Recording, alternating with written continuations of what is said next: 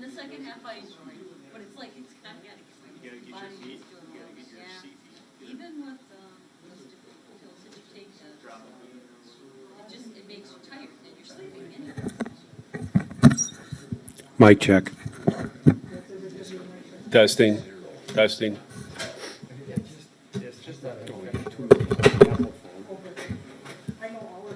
All our clocks are different. My staff keeps leaving early. They sign in by that clock and they leave by that.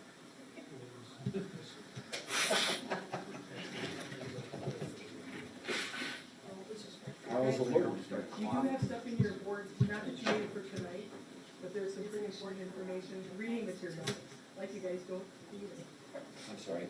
Like you guys don't need any more reading material. At least I don't put it together.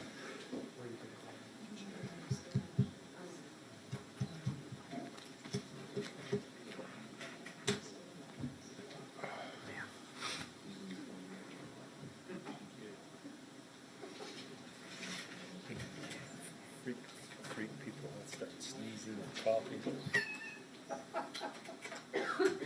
Whoops.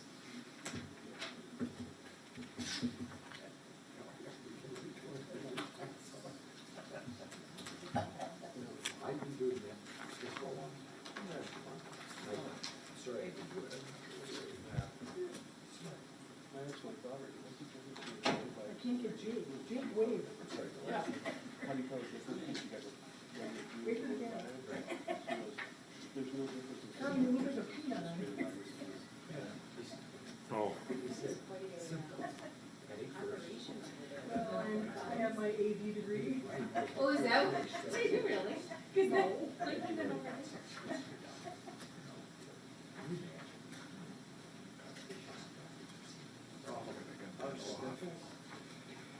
6:30. Well, I guess we're gonna have to load her up here. You ready? Come on. I'd like to call to order the Town of Vernon Board of Supervisors and Town of Vernon Plan Commission joint meeting.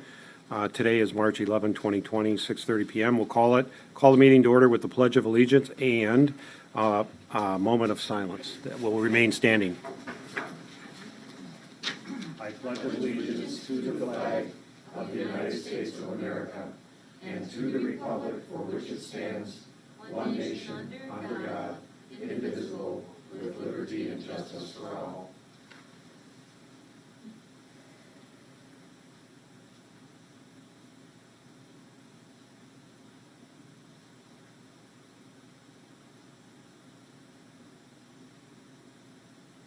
Thank you.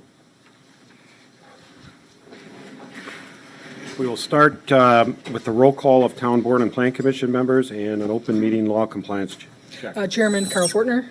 Present. Supervisor Jeff Millies. Supervisor Gary Wildy. Present. Supervisor Fred Mahalik. Present. Supervisor Lorene Dashik. Present. Commissioner Dan Nowak. Commissioner Jim Sloney.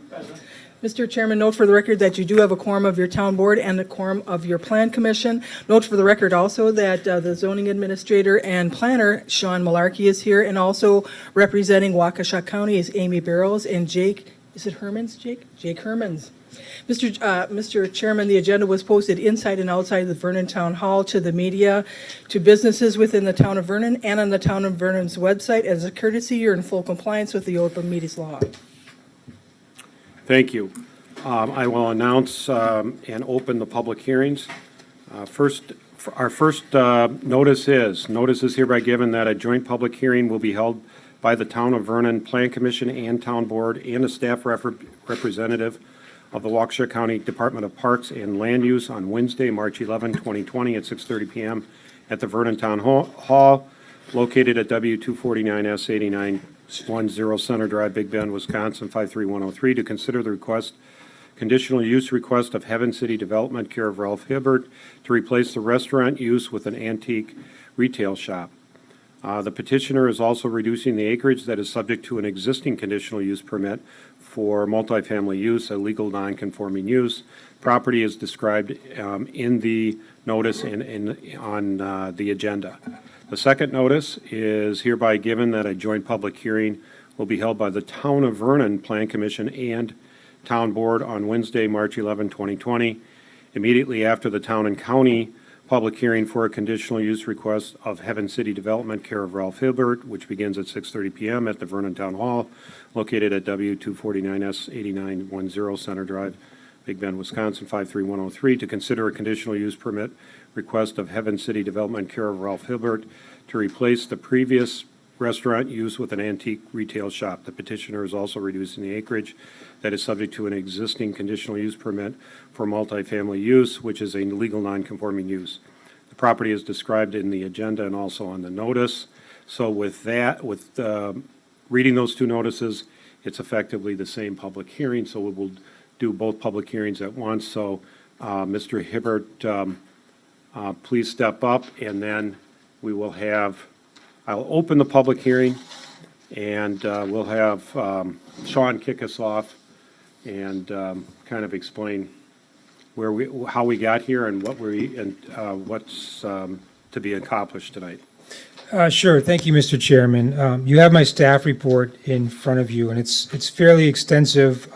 We did work closely with Waukesha County staff in summarizing the history of the property, as well as what's being considered and some of the conditions going forward.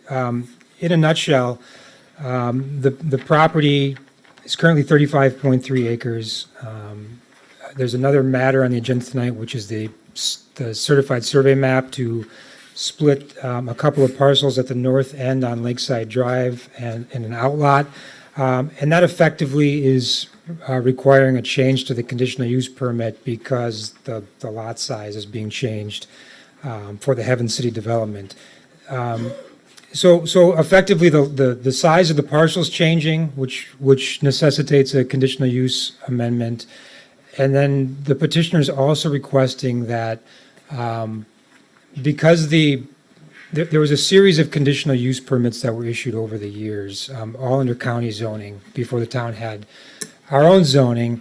And so those were sort of cumulative over time, and it was very descriptive in terms of what was allowed on the site. Currently on the Heaven City site, there's a tavern, there's a vacant restaurant, a retail store, 18 apartments located in 3 different buildings, detached garage, and 2 pavilions. And so the conditional use permits locked those down in terms of what the uses would be. The only real conditional use on the property at this time, according to the county zoning ordinance and the town zoning ordinance, are the multifamily units as legal nonconforming uses. So the rest of those uses are all permitted uses. And so the petitioner is asking to simply have the conditional use permit state that all uses that are permitted by right within the underlying zoning district are allowed. Those could be modified and swapped out at any time with site plan of operation review. The uses that, the residential uses, the multifamily uses, those are conditional uses. Any changes to those would require modification of the conditional use permit as well. So that's what we're dealing with here. And so the change in size of the lot, so currently it's a 35.3 acre parcel. The lot's being reduced down to 29.4 acres, but they're also further restricting the area that the conditional use would apply to. I've attached an exhibit to the staff report, which actually shows it being 16.2 acres. And so basically excluding everything that's an environmental corridor, environmentally sensitive lands are being taken out of it, and just really limiting it to the Heaven City operation would be under the conditional use permit itself. This was actually in front of the town last year in April, and the conditional use permit was approved. At the time, it was just a reduction in lot size for a different version of the certified survey map with 3 acre lots and a 5 acre outlot. So that CSM has been changed, and that CSM is also coming forward tonight because it's a sort of a substantial modification of the previous version of it. And so it was already approved at the town level for the reduction in lot size, but not for the change in uses, so that permitted uses don't need modification of the conditional use permit. Just a little more history, more recent history on this. So last year, January 2019, again, the certified survey map to create those 2 residential lots in the 5 acre outlots was approved by the town. But since then, The petitioner is working with the county to modify the CSM, which also needs to be approved by the county, to reduce the lots down to 1 acre in size. And so I mentioned, based on that fact, the town also in April approved the conditional use permit. The town also recommended approval of the rezoning of those 2 lots that were being proposed from A2 to R1, the 1 acre lots. And then we also amended our comprehensive plan to recognize that those 2 lots on Lakeside Drive would go from commercial, land plan for commercial to land plan for residential. So this has all been sort of building over the last year. We've known the land division's coming, it's been approved, the conditional use is coming, and so this is sort of the culmination of everything that's happened to date. I've included some additional history of the property in terms of the conditional use history over the years from 1998 to 2008. I won't go over that in detail. So in essence, I know we'll get into this in the discussion, but the staff recommendation here, if the Plan Commission chooses to recommend approval to the board and the county, the only real thing that's changing in the conditions are, again, the uses, the fact that any permitted use in the underlying zoning district is permitted by right now, doesn't need amendment to the conditional use permit, and then the site plans and plans of operation. Any new use or amendment to the uses do require site plan of operation approval by the town of Vernon. The only time the county would review site plan of operations for this particular property would be if it's in county shoreline jurisdiction, or it happens to be an amendment or a modification of one of the structures for the residential uses which are subject to the conditional use permit. Everything else is essentially a compilation of all the conditional uses over the years, from their liquor license, the music, the vintage sign, tavern special events, so on and so forth. So that stuff, there's nothing new there, except a couple of minor tweaks to the language so the town has approval over the county in a couple of situations. I think that's the gist of what I had. Amy, do you have anything that you wanted to add to that? Well, I think Sean explained it pretty comprehensively. I guess maybe just to take it a little further. The reason why we decided to talk to Ralph, yeah, I have, it should be on. You're going to speak into it.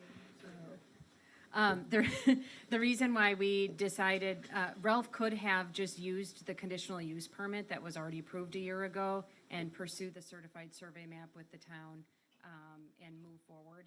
But because has vacated the restaurant and he really has no intention on using that restaurant anymore, and he has a new user that wants to come in and have that estate sale shop, this was just a really good time that the town and county both agreed as staff to allow those uses that would normally be allowed by right in a B2 business district anyway, without having to go through this public hearing process every time somebody changes or a new tenant comes in. So that's really, because he is switching the restaurant to the other use, and those uses are permitted by right, we just really didn't feel that it was necessary to go through the hearing process.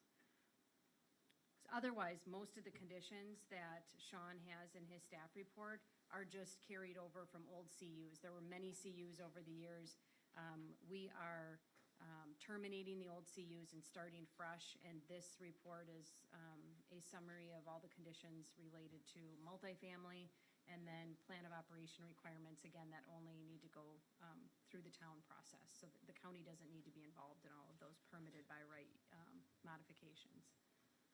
And just to clarify, there will be 2 permits. There'll be a town conditional use permit and a county conditional use permit, both applying to the same area because there's shoreline zoning jurisdiction there as well. And so, but the language and the conditions are essentially identical.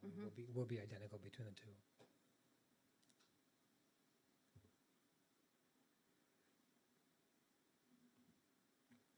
Okay, I guess we'll start with Mr. Hibbert. If you have statements now, Sean, you did provide us with a matrix of criteria that we need to review after the public hearing closes. So we want to make sure that we receive whatever evidence we need to go through that matrix during the public hearing while it's open. So we'll start with Mr. Hibbert and any statements he would like and support he would like to make, and then we will have board and commission members a chance to answer or ask questions of Mr. Hibbert, and then we'll have to go to the public and see if there's any public comments or Well, testimony. I don't have much to say after what Sean said. I mean, we're developing 2 lots by my son's house, which is on that cul-de-sac, and we're just changing the restaurant over to probably a 2 to 3 day a month sale place. The restaurant's been vacant for 2 years now, as of January of 18, so. So we found a better use for it, and probably it's a lot less stress on the property. We only have 1 well, we've got, mound system, and plus all the maintenance of, when the restaurant was busy, there was still a lot of cleanup and stuff, so I think this will be a faster, easier use, so. Any change to the multifamily at all? I think Sean said no, but I just No. want.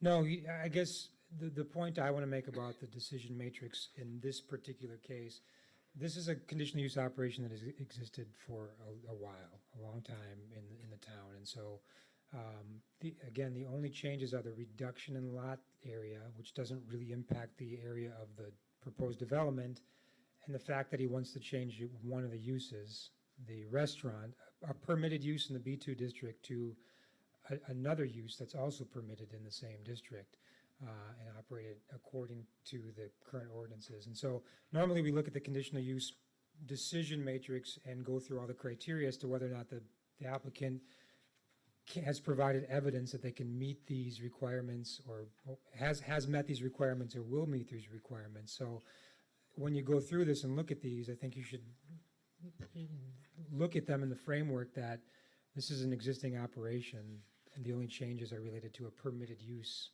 in the underlying zoning district.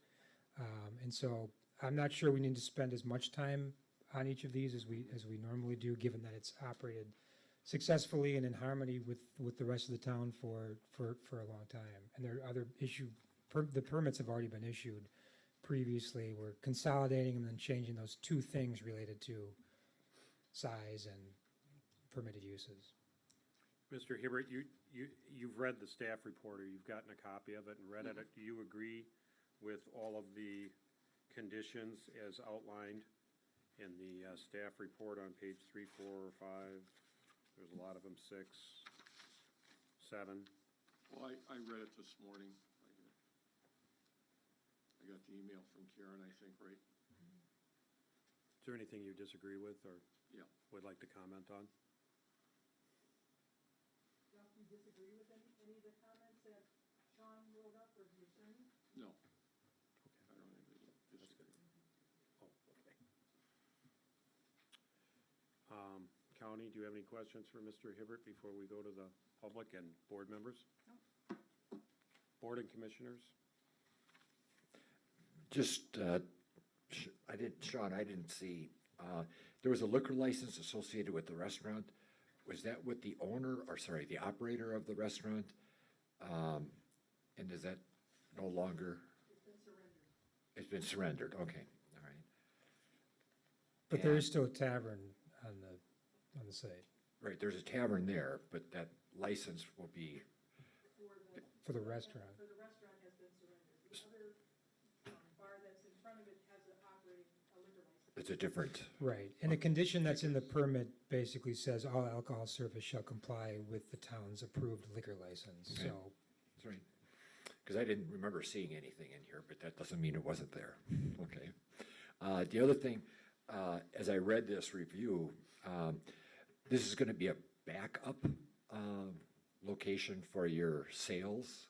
No, it's for That's- Chad Strack, who has a place in Hills Corners. That's what it was. There was something, Yeah, he has- some other Yeah, location. he has a location in Hills Corners, so this will be like an overflow. Right, that's what I understood. Yeah. Okay.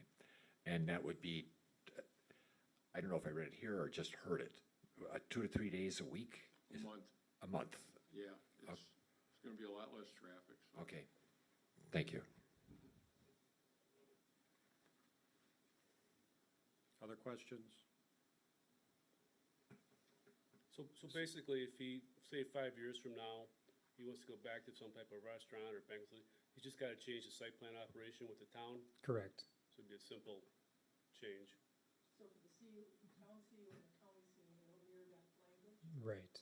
Yeah, the way the the new conditional use reads, any changes or modifications to, or increase in residential units, the multifamily, would require a CU, a joint CU with the town and county, and we would have to go through this process again. Any modifications to the permitted by right uses would just go through the town, unless for some reason he proposed a new use that extended into our jurisdictional area. It says in there that we would then also need to review that plan of operation.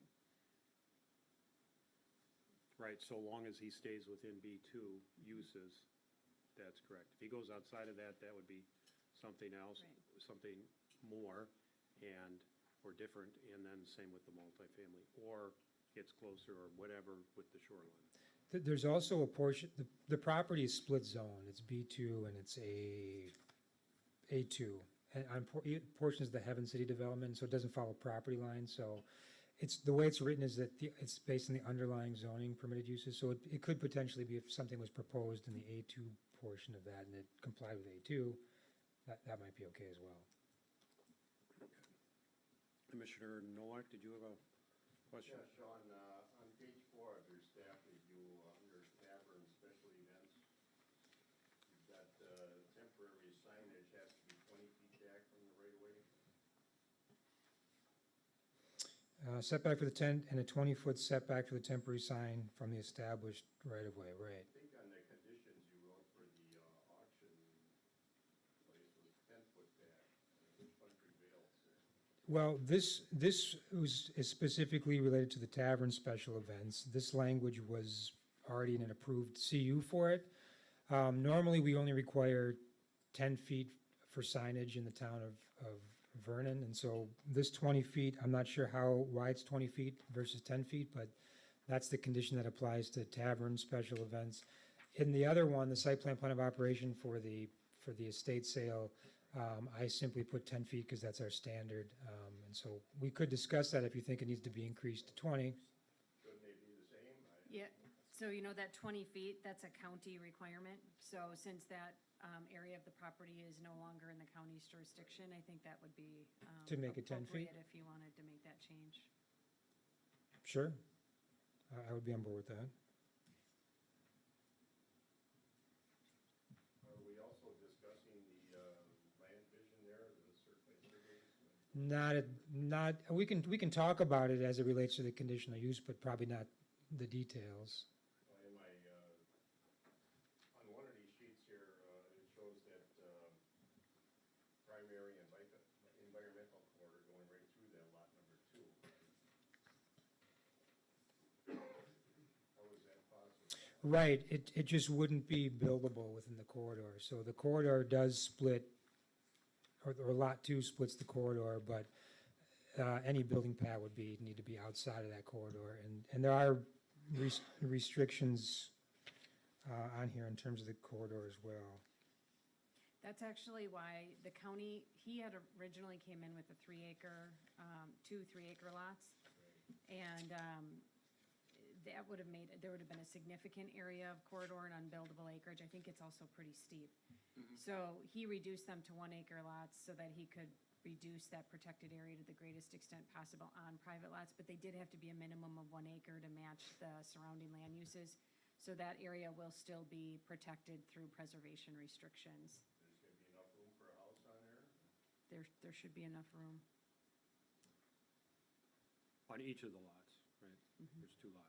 Lot 1 is unencumbered with corridor. It's only Lot 2 that looks like, half to a third has corridor on it. And so it does widen up pretty substantially toward the back, so it should be the possibility to get a house on there.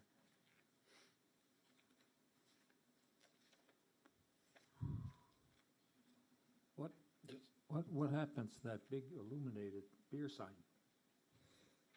staying right there. Okay. Just curious.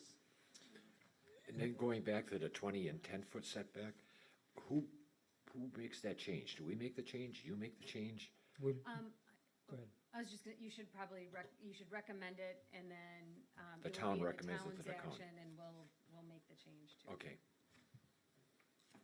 So when we get to motions, if you want to change the staff recommendation from 20 feet to 10 feet, which would be H, we could do that, Sean, and then you could, we could make that part of the motion. And make that change that Yes. way. Because it is a condition. Right. To the CU. This would be the time to do it. Yeah, It's a good catch. but Right. not during the public hearing, during the motions. Not now? Any further questions? Mr. Hibbert, then we'll open it to the public. Is there any comments from the public or people wishing to speak from the public? Okay, no, yes, sir. Please, Mr. Hibbert, could you step down and, sir, would you come up and state your name and? Sure. And talk into the microphone so everybody can hear. My question basically is, because I couldn't hear real well back there, you don't expect, my name is David Day and I live right next door. I got the new house on the hill there, right next door to the Oh, property. yeah, you just, okay. You Yeah, bought it so from- my only concern is, and I think I heard you say that you weren't going to have, you didn't expect traffic flow to increase a ton over what it is right now. I couldn't tell you that right now. I would say that it's gonna be a lot less than when the restaurant was busy on Saturdays, Fridays and Saturdays. Yeah, that But was when he pretty has obvious. the sales, they'll be during the day, they won't be in the evening, so they'll be in the day, and, we figure we've got enough parking. I know. It will not, Hey, it should not hey, impact anything. First of all, Ralph, you need to, could you please take a step back, sir? We're not picking you up on the mic, and this is not necessarily a Q and A for Mr. Hibbert, but Would you you need like me to to start address over? us, if you have concerns about traffic or whatever your concerns are. Okay. If you could So- address our plan commission and town board and Okay. planners and county. So my concern is about the traffic. I am right next door. I had a hard time hearing back there, so I'm asking for clarification. What I understand is that there's going to be 2 lots available for home building. There's going to be a change in the Old Heaven City, and there'll be a new business in there, and my concern was the traffic. I don't care about the increase in traffic, but I am concerned about the road, National Avenue, that it's on right now. And I'm wondering if there are any, if there would be an increase in traffic into the business area there. Have we taken a look at ways to remediate the issues? Are we gonna rezone that to 35 miles an hour instead of 45 miles an hour? I know that was a topic maybe 10 years ago. That's really my concern. Okay, did you, I know he stated his name, did you pick it up? Okay, thank you. Can I just ask, where do you live? To the north? I live right next door. To the west, to the west. My address is S90W27690. So are you to the east, or? I I'm would just be trying to towards, figure out- yeah, to the east, yeah, towards Milwaukee.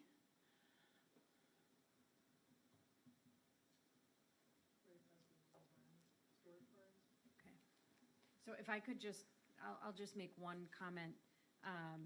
As far as the use goes, Mr. Hibbert has approval for a restaurant, and he could reopen a restaurant. So just keep that in mind, that, I think what his point was, is if the restaurant was still existing, there would be a significant increase in the amount of people coming to and from the property on a regular basis.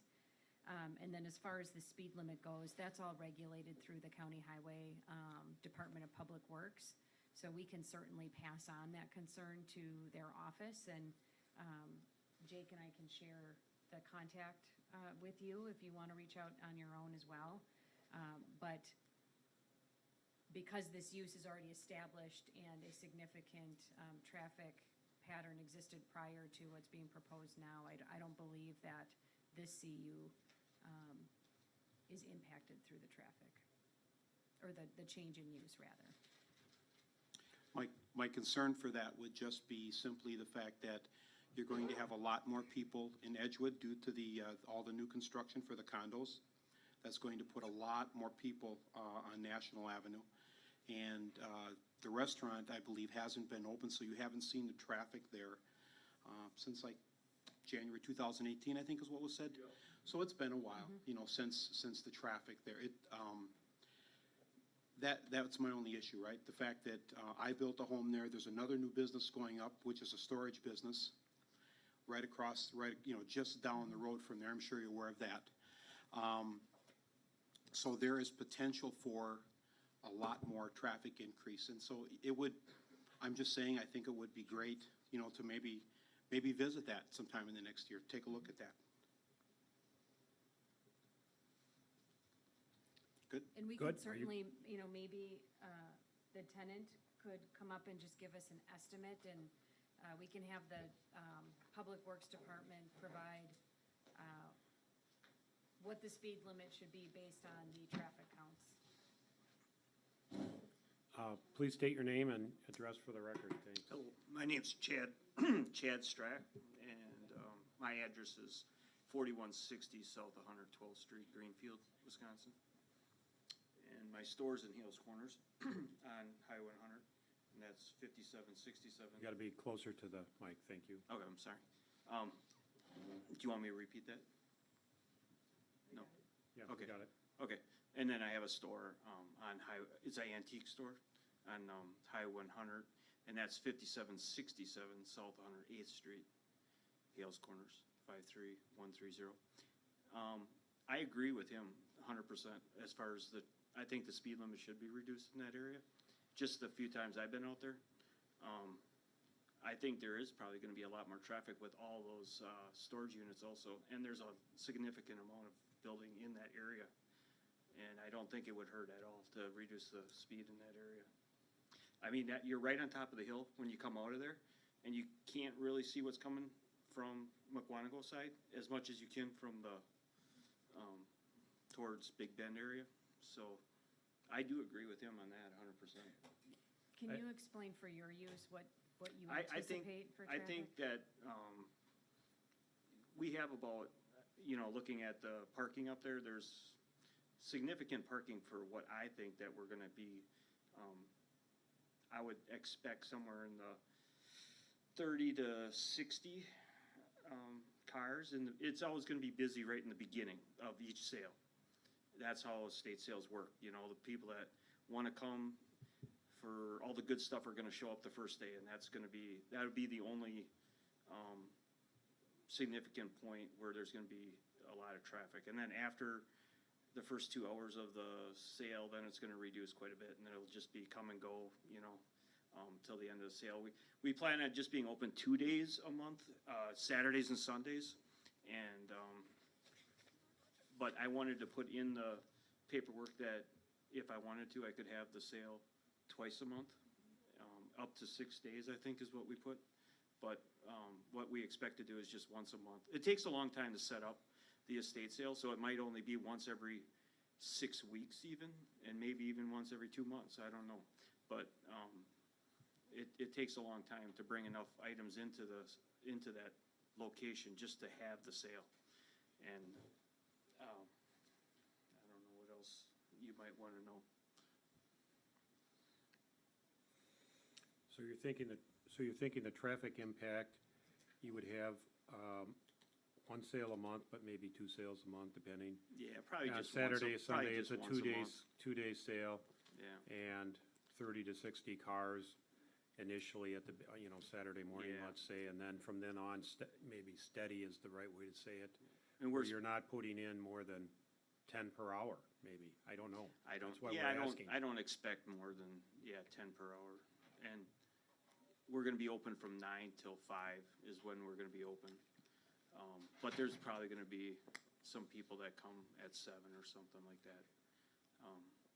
So, I think if you look at the parking up there, there's approximately, I thought there was 70.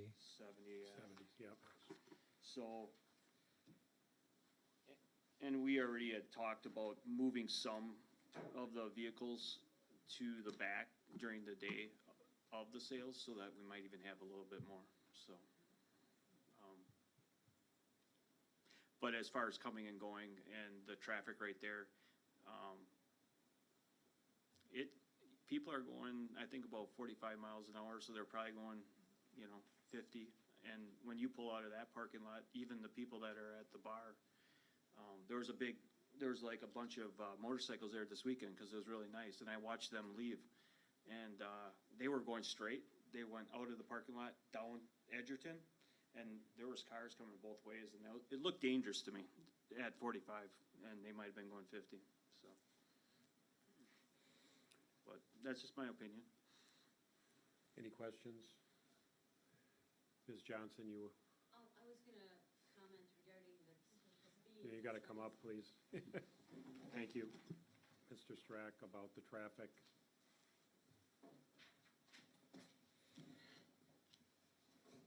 Hello, everyone. I'm County Supervisor Darlene Johnson for the 25th District. I do hear from constituents a lot regarding the traffic speed of 45 mile an hour, wanting to reduce it to 35. They have done traffic studies. The engineers constantly say the flow seems to be 45. They don't like to change the traffic flow to be slower, to keep the traffic going. That's the whole point of the engineer's belief, that you have to keep flow of the traffic. So if you're reducing the speed, then you're kind of defeating the purpose. But for people trying to get out, for buses trying to make a turn, I have been hearing from a lot of constituents, a lot of people saying that. So I would encourage people to send me emails, and I refer them to if they constantly are getting accidents or people making complaints, then they start listening. So that's all I could say as far as that, but I do appreciate hearing from people when even the police chiefs, when they respond, or sheriffs, and when they give their input, it's helpful, because you're proving to the engineers that there is an issue with people trying to get in and out of their locations, and it's a difficult thing, so. So I am listening, I hear people, and I do put those messages through, but unfortunately, until something happens, it seems like they have to wait for something serious before they do something. But I am reporting to the engineers, letting them know, and I'm listening to each and every one of you, so, thank you. Thank Do you you. have anything else you need to? Questions for, I really don't have anything regarding Heaven City to say, though. okay, thank you. Further comments from the public? And Sean, I'll ask, I don't see any, but we'll have one last call. Sean, as far as the traffic count, we heard testimony on the traffic count, and we heard testimony on the speed limit, which is set by the county. Are either of those relevant factors to the granting of this conditional use? Well, as Amy pointed out, the conditional use permit already allows a restaurant on the site, and so, we know that obviously contributes to traffic. It hasn't operated in a couple of years, so we haven't seen that traffic. So we're just swapping it out for other permitted uses in the B2 zoning district. National Avenue is an arterial, one of the town's arterials, and so if we can't put commercial development on National Avenue, then there really isn't any place in the town to put it. Obviously, there's 164 and there's a couple of other spots, but this really is one of the main thoroughfares, and we have some commercial development planned on various portions of National Avenue, and this is one such place that's planned for commercial and zoned for commercial. It's got commercial zoning, and so we're going to be cognizant of each development proposal that comes forward in terms of its impact on the roads. The town doesn't have a lot of say in terms of what happens on county roads in terms of access permits, but we certainly, if we see something that might be an issue, we can recommend it to the county for consideration. So I don't believe, given the limited hours of operation of this particular use in terms of how many days per month that is going to significantly impact National Avenue. There's obviously going to be a little bit of traffic at certain times of the day, certain times of the month as part of the proposed development, but I don't think we have a rational basis. Any condition that we add to a conditional use permit needs to be based on some reason. So I'm not sure what the condition or stipulation would be for his particular business that would alleviate potential traffic concerns on National Avenue. It's already pretty severely limited to a couple times a month, a few days a month and during certain hours. So I don't think there's any condition that we need to add. But I'm open to discussion if you guys think there's something that we should consider. I take the mileage and traffic under consideration. I'm concerned about that as well. However, I think most of the traffic, if I understand it correctly, is going to be on the weekends, Saturday or Sunday. And so I think that's one of those mitigating factors that the normal Monday through Friday traffic, what I call business traffic, residents going to work, I think mitigates what's going to happen on a Saturday or Sunday. It does. I guess I would clarify to add is we're changing the conditional use permit to allow any permitted use. If this property was just zone B2 and didn't have a conditional use permit, any use could apply that's allowed in B2 zoning. So if you go down National Avenue or wherever it is and it's got business zoning, they can come in and request a site plan of operation. There's no public hearing, there's no conditional use permit as part of that. So we're talking about this one specific use, which is an estate sale operation, but if that doesn't work out and he moves on in a year or two, it might be something else, and it doesn't require the conditional use to be amended. It could be a restaurant again at some point, and we would consider that under site plan of operation and look at parking and look at traffic at that time. One option you guys could consider is, I agree with Sean that as part of the CU, it doesn't seem like the appropriate place, but when you review the site plan of operation for the estate sale specifically, you could require written documentation from the Department of Public Works that whether or not any improvements are necessary at the intersection based on the proposed use. So they will look at, when it comes, like Darlene mentioned, when it comes to speed limits, they have specific standards that they're looking at, traffic counts, area. Generally, a county highway is not going below 45 miles per hour. But they also require improvements at intersections if the use is significant. I'm not sure that this, only being one weekend a month, I don't know that it will get to that level, but sometimes event barns and other uses where you have major numbers of traffic coming and going, they do require turn lanes and stuff. Amy, I don't know what he are you has. saying for any future use of the property or just this specific use? Just for the plan of operation for the estate sale. Knowing that a restaurant's already allowed there. And I think you can ask the Department of Public Works to review the change of use, yes. The CU, though, what we're trying to do is accomplish a reduction in acreage, which is not applicable to the estate sale, and allowing B2 uses by right. So that's really what the CU is for. Then you will review a site plan of operation for the estate sale business itself. And so if traffic is a concern, then you can, Public Works would review the use. If there's some modification, we're right in front of this business, and the county decided to put in a turnout or whatever, is that at the expense of the county, or is It would be the expense of the user. The petitioner, the user. the user meaning a Person property? increasing the traffic. Okay. Again, I do think, the overall use seems to be pretty light compared to what was previously approved. We want to have everyone hear you. I just had one question as far as if there would be signage, traffic signage or traffic,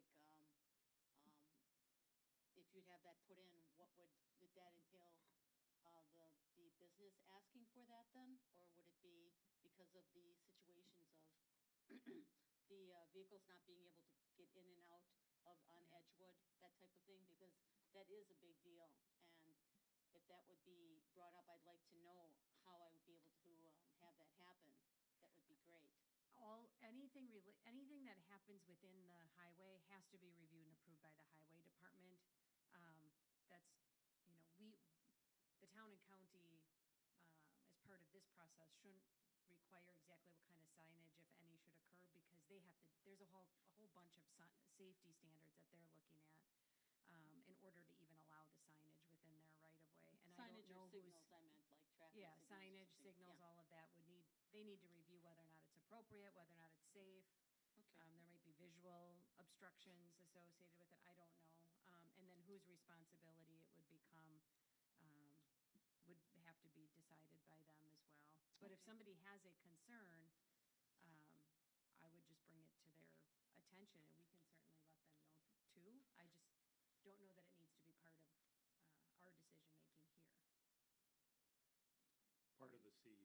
Part of the right? CU.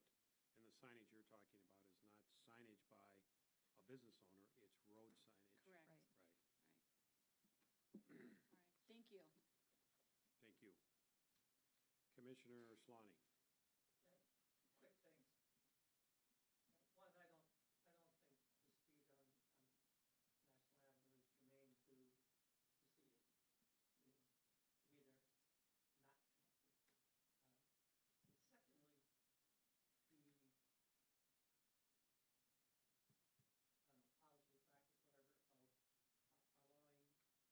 to proceeding. To me, they're not connected. And secondly, I don't know, policy, practice, whatever, of allowing anything that's in A1 or in the zone, is that specific only to this CU, or is that going forward a common practice? Well, in this case, it's specific to this CU. Many communities write their CUs in a more broad way that basically permits uses by right in the district and then additionally adds whatever conditional use is being specified or applied for. In the town of Vernon, the way the CUs are written in large part because the attorney requires them to be written that way is that they're locked down to specific uses. And so that precludes the other uses permitted by right. So we would be opening up for this particular one to allow the permitted uses under the district. As each new conditional use comes forward, we can discuss whether or not that makes sense for each property. Do you have an opinion one way or the other if that's a good idea or not? I'm just thinking about setting precedents on this issue, You do it for one person, but you don't do it for another, is that legit? Well, it's done on a case-by-case basis. To me, the way the town of Vernon does them is unusual by restricting just to the uses specified as conditional uses. If it doesn't specify other uses, then they're not allowed. And so I'm used to the approach where permitted uses are permitted uses. The conditional use permit is for a conditional use that's specified. Everything else is permitted. And so I would lean toward that direction in the future to try to explicitly mention the permitted uses as permitted by right, unless we thought that one or more of them didn't make sense. Like, well, that's fine, except this site isn't maybe prudent for, an auto dealership or whatever it might be. So I'm going to be recommending that we include more of that language in the future, and so I'm sure the attorney will have an opinion on that, and you all may have opinions as well. You'll always review the site plan of operation and new use.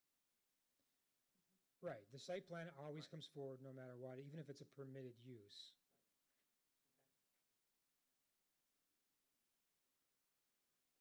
Okay. Board members, planning commissioners, you read your little orange from the lawyer. We can only consider evidence that's presented at the public hearing, so I don't want to close the public hearing, but we do have to close it to get to the agenda items. I can't keep it open, so before closing it, I want to make sure that all your questions have been addressed.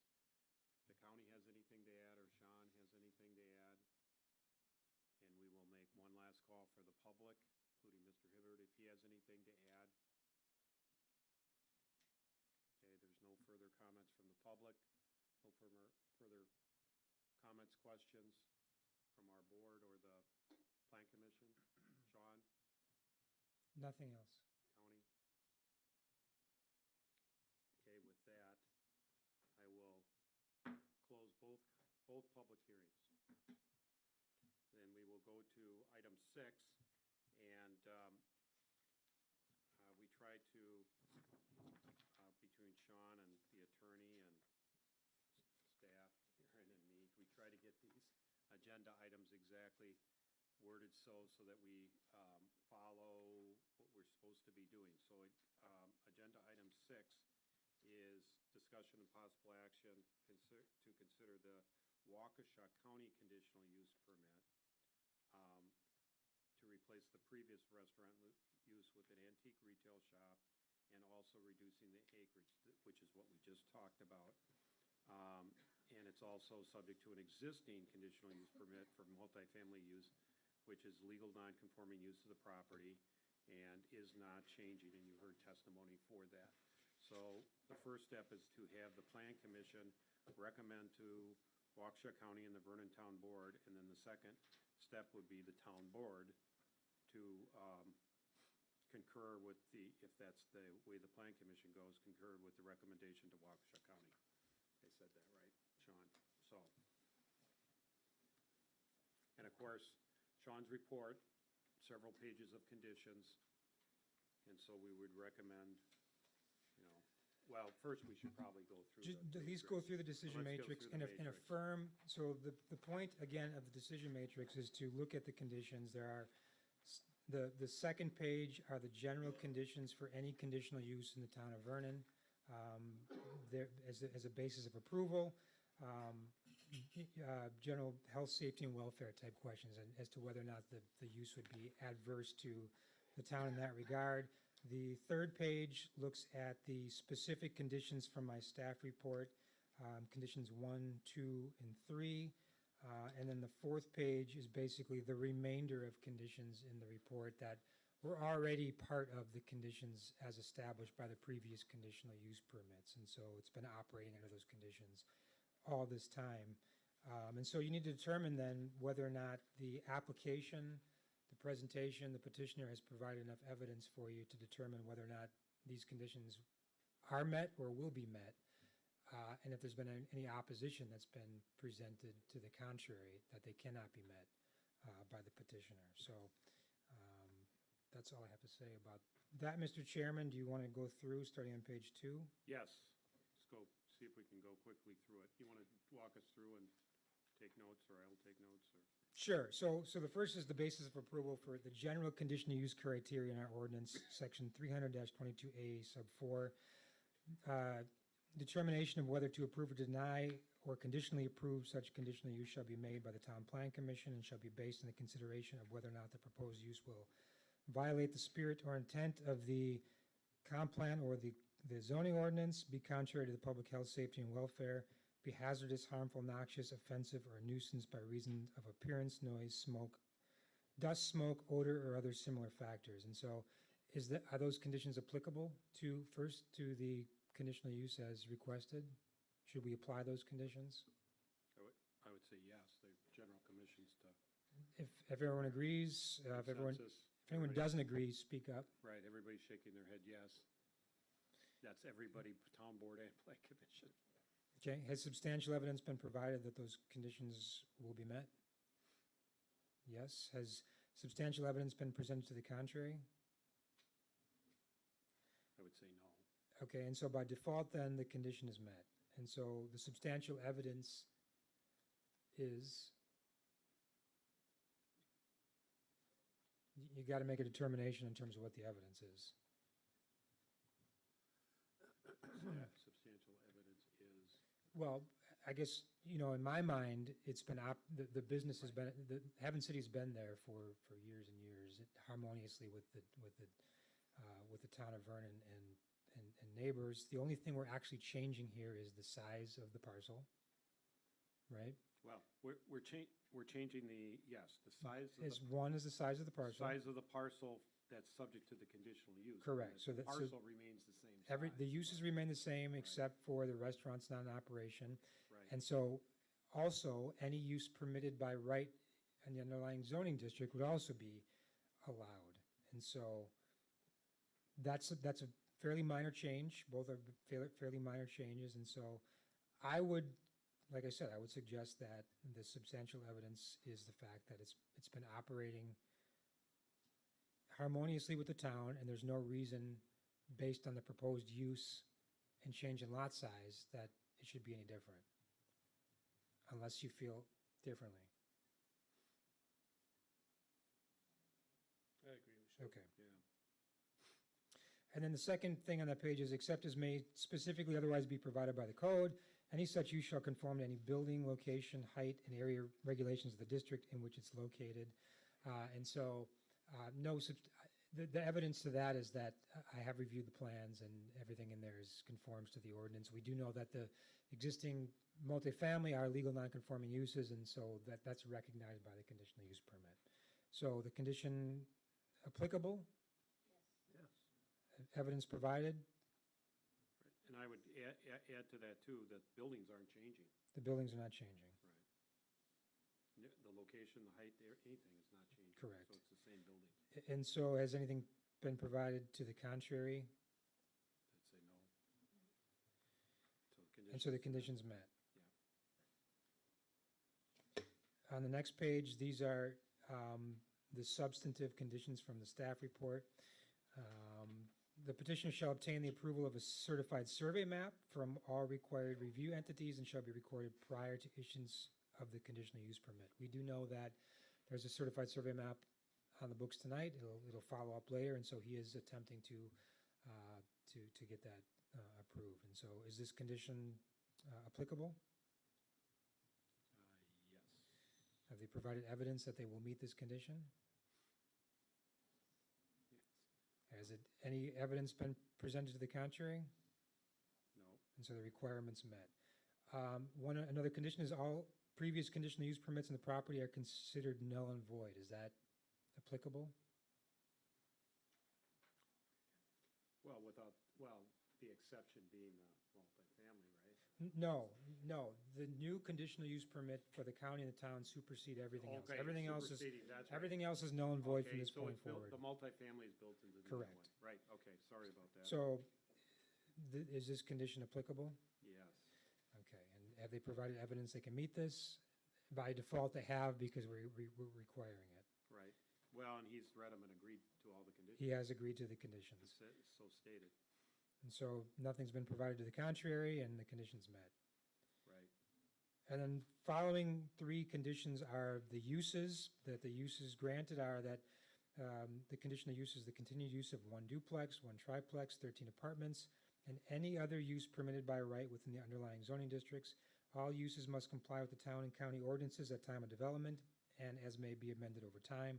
This conditional use does not authorize any boat mooring or docking facilities along the Fox River for any use located on the subject property. We also talked about site plans and plans of operation, that all site plans and plans of operation for permitted uses are approved by the town of Vernon.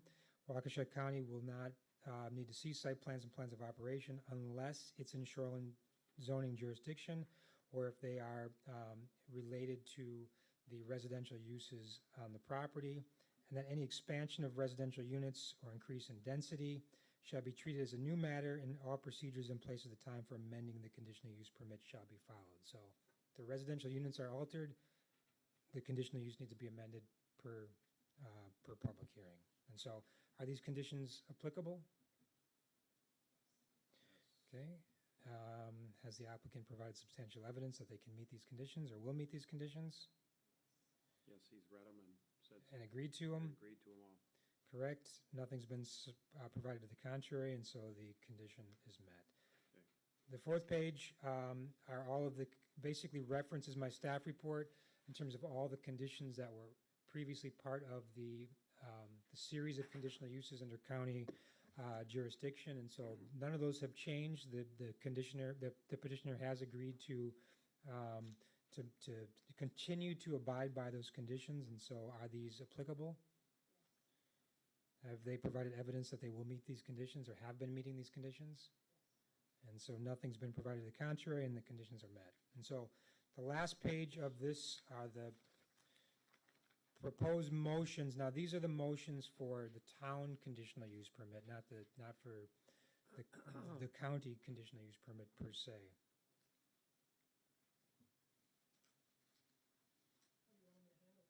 Well,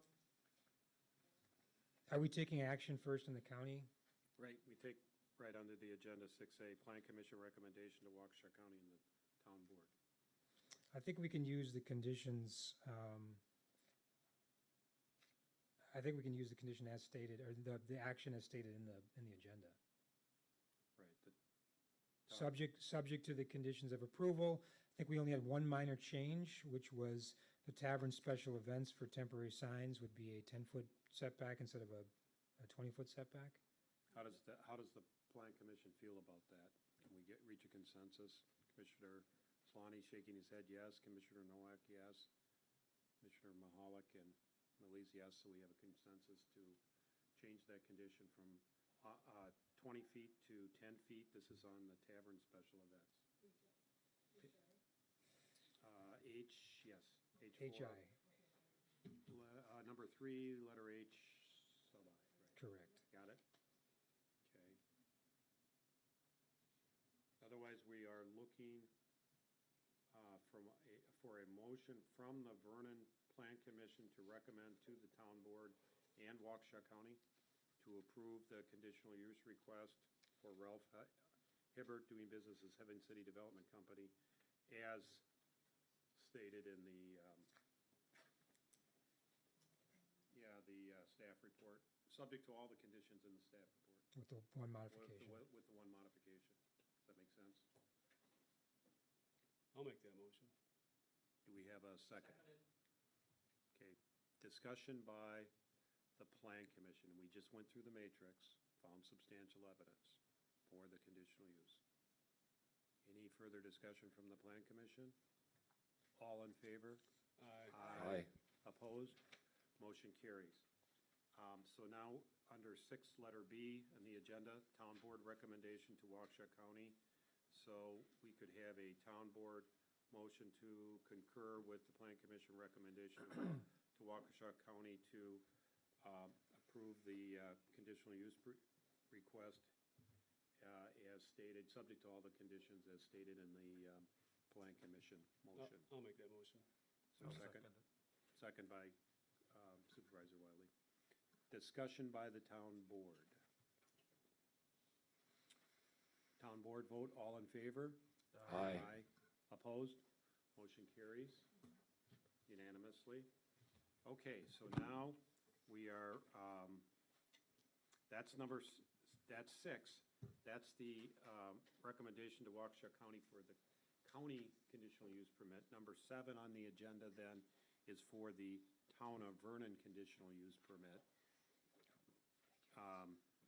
So first, in 7A, Plan Commission needs to make a recommendation to the Vernon Town Board, and since we're hopefully recommending the exact same conditional use as we're recommending to the county, subject to the one modification in Sean's. I'll make the motion for approval, or to send it to town board for approval, Recommend approval to the town board. right? Then I'll second. Same conditional use as As stated before. previously Correct. stated, yes. Yeah. Plan Commission, discussion. All in favor? Aye. Opposed? Plan Commission motion carries. Oh, you guys are leaving. Thank you, Andy. Thank you, Jake. Thank you, Jake. Thanks for coming down. Always a pleasure. Have a safe trip home.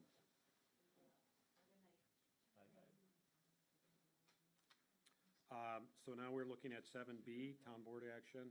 Town Board, we just received the recommendation. So we will, this would be to approve the Town of Vernon conditional use permit as recommended, subject to all the conditions. Make that motion. You have that good enough? I'll Is there- second that Is there a motion. second? Second by Supervisor Dashick.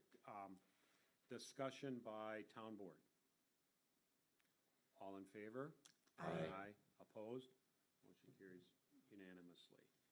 Now we're on to 8, which is a certified survey map. I know, Sean, you kind of teed us up, but maybe you can tee us up specifically on the CSM. Sure, I won't go into too much detail on this because we pretty much tied it into the conditional use permit, but what they're requesting is 2 1-acre lots at the end of Lakeside Drive and and an outlot for stormwater management purposes. That stormwater management, the outlot includes an area, an easement for the benefit of the properties to the north, and it also includes a small detention area for the lots along at the south end of Lakeside Drive, the existing Lot 1 that was previously divided, and then the 2 new lots as well. It's fairly straightforward. Our surveyor had a number of comments on it originally. We've since been in contact with the applicant's surveyor, and all comments have been resolved. I do know the county's been working closely with the applicant on this one and their surveyor, and so I believe all, or very close to all comments from the county have also been met. That I would make a couple of note of a couple of things. One, when we first reviewed this, when there was 2 3-acre lots and 1 5-acre outlot at the time, there was a waiver granted. So it was relief from our subdivision ordinance that requires 2 or more, anything above 2 lots or 2 parcels being created as a subdivision. It was waived so that they could create the 2 lots in the outlot as a CSM rather than a subdivision. So I only add that they need to add a note to the certified survey map stating that has happened, because that's a requirement of our land division ordinance. So that's one comment that has not been met that can be met if this is approved. I've noted that payment in lieu of fees for dedication of parkland needs to be made. There was a reference I had for the conditional uses that are subject to this property. The original note was only references the county CU. I requested that note be modified to also note the town CU. That has been done as well. The final comment that I have is that in the documentation for the CSM, when it talks about the outlot, the town attorney suggested that a note be added to the description of that outlot that states that no separate tax key should be assigned to that outlot. Sometimes that happens. That outlot will be the responsibility of the new Lot 1, Lot 2, and then the larger Lot 3. And so the attorney wanted it clear that there's no tax key assigned, and so that condition is in there as well and is part of the staff recommendation condition. So that's all I have. If the Plan Commission chooses to recommend approval to the town board, I have included 7 conditions. One is to satisfy all conditions of the town chairman, town planner, town engineer with regard to the certified survey map. The waivers should be mentioned. Satisfy all conditions of the county in terms of the private on-site waste systems, county for any stormwater management approvals, and then all signatures should be obtained prior to signing of the town of Vernon, payment of fees in lieu of parkland, and then reimbursement of all professional fees. Sean, what about a stormwater maintenance agreement? Should that be a condition that be entered into before? So there is one. I looked, there is yeah, one. I looked Okay. further. I talked with the county, I talked with the applicant, the petitioner, his surveyor and engineer yesterday. I spoke more with the county today. There is a maintenance agreement for that easement area and the stormwater area that's identified. So even before the outlot was created, there's 2 areas identified for stormwater maintenance or management. And so there is an agreement for maintaining that going forward. The counties require the outlot be established as part of the certified survey map because of their best practices for ownership and maintenance of these things.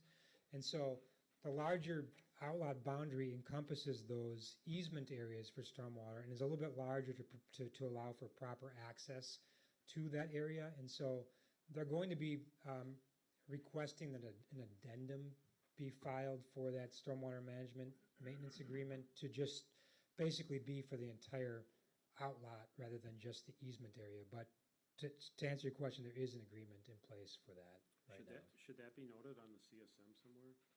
that it's subject to? It does say it that. does that. If you Okay. look at the second page that describes the outlot, it goes into detail that there is one or more maintenance agreements in place, and that the owners of lots 1, 2, and 3 haven't, Have agreed to. have agreed to maintaining per that provision. So I was a little confused at first too in terms of whether or not there was one, but the county has cleared that up. Sean, is that outlot condition that the attorney requested, is that part of the condition? That information that the attorney wanted? Because he's not. That town attorney's not trying to come in. Yeah, well, to satisfy that, but it's my condition. So it's in there as my condition, so they need to satisfy that. He recommended it, but it's a plan condition. Sean, for my edification, on the aerial photo that we have of this property, going along the river, there's that orange line that shows the property line. Why does that go across the river? There's a little piece of pie there, I don't, or not even call it, a slice. Are you looking at the CSM, or which are you looking at?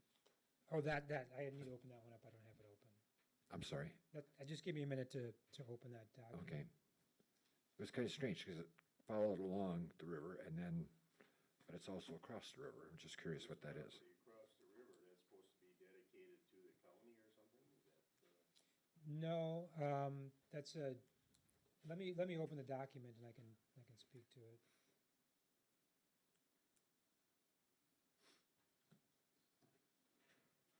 Isn't that the property line?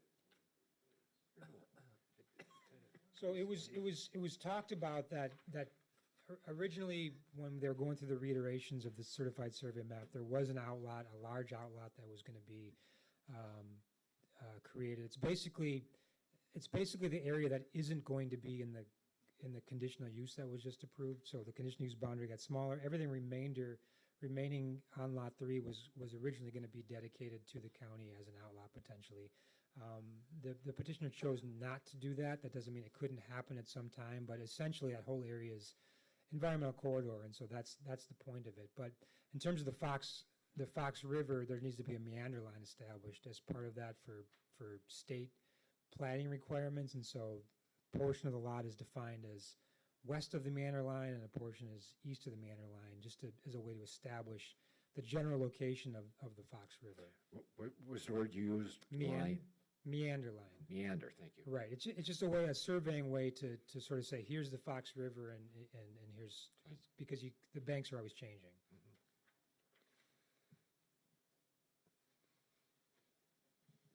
Are we satisfied as to Lot 2 as an adequate building envelope? I know we had that come up during the public hearing part of it. I haven't laid a house out on it yet, so I can't say for certain. But, there's approximately half to 2/3 of the lot available, including the fattest part of the lot, which is at the rear. I don't see why we probably couldn't get a house on there, but if you wanted to see definitive proof, you could certainly request that. Well, if you can't, then it's just a non-buildable lot. wasn't it the county's recommendation that there not be any environmental corridors on the lots? Wetlands, Wetlands. right. They don't normally want to see wetlands on the lots. If you recall, when we looked at Pheasant Run subdivision, we required that the wetlands be taken out, but some of the lots had some environmental corridor with restrictions.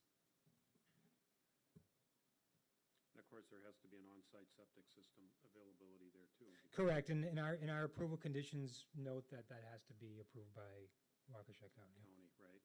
And the 1 acre, I think, is consistent with Hidden Lake subdivision. It is, and it's The lots are consistent with 1 acre. R1 zoning, right. Right, this is really, those lots are on the cul-de-sac from Hidden Lakes, basically. Right, so. right. And to reiterate, we've already approved the comprehensive plan change for these lots because this is part of the overall commercial lot from commercial to residential. And we've also recommended approval of the rezoning to R1 for these lots, and the county has since approved that rezoning.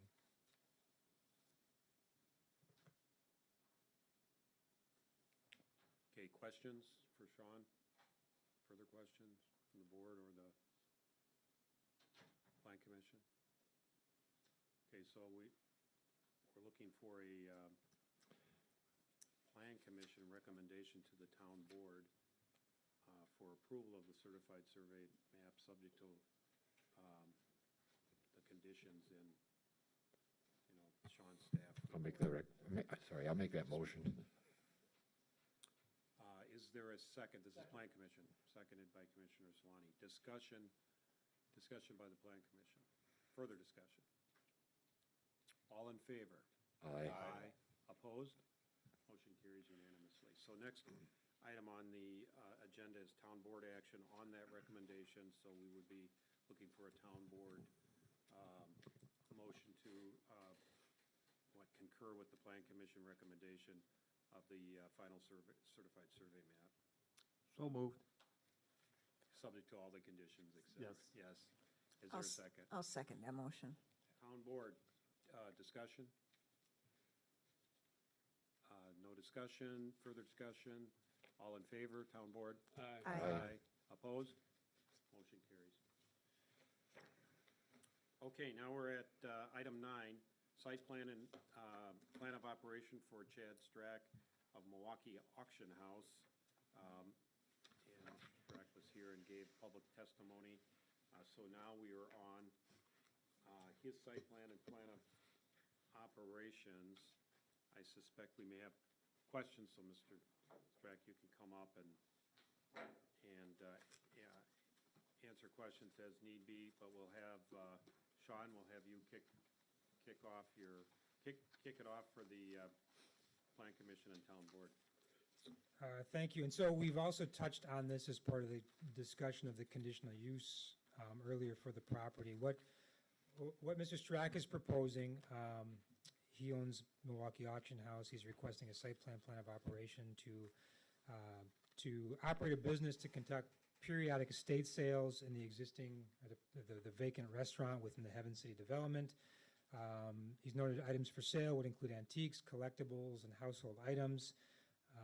As we know, a conditional use applies to this property, and so with the recent approval, now we can allow permitted uses by right in the B2 zoning district, of which the proposed use is such a use. The existing structure, the former restaurant meets all applicable B2 area, height, setback, offset requirements. The plan of operation that's being proposed for the business would be, again, the description is estate sale, including antiques, collectibles, household items, and similar.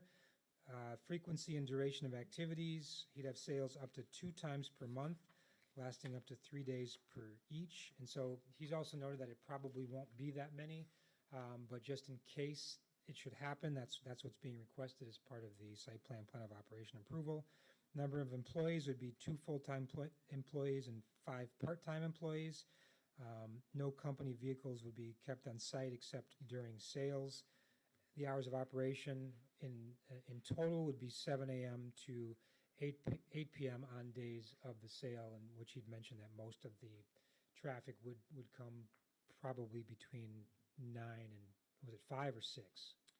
The sales would start at 9, but probably people would start arriving earlier than that, so Okay. 7. So what's in here is 7 to 8 p.m. on days the sales would be held. No changes are proposed to the building or the site. In terms of the parking, if you look directly at our ordinance, we require 1 space per 150 square feet of gross floor area for retail and service stores. There's about 4,000 square feet in the building, which equates to about 27 parking spaces, and there's about 70 spaces available on the site. The petitioners also mentioned that he expected somewhere between 30 and 60 cars, maybe at the busiest time during the sales as well. No permanent signage is being requested as part of this, but the applicant is requesting temporary signs on sale days. In terms of our ordinance, we require that temporary signs not be displayed for a period to exceed 21 days with approval by the Town Plan Commission and the Town Board. The petitioner is requesting essentially to place temporary signs at the end of the driveway on sale days with an area no more than 9 square feet, height not to exceed 4 feet. He has stated that there'd be no more than 2 sales per month, lasting no more than 3 days each, and so I would task the Plan Commission to determine the maximum number of signs allowed and total days for display per month. I have included a sample condition in my staff report, which could be modified as well. And so, if the Plan Commission chooses to recommend approval, I have outlined a series of general conditions, including the plan of operation as discussed. The other condition that came up during the conditional use review was potentially having the highway department review the proposed operation and determine if any improvements need to be made to National Avenue. And so that's all I have.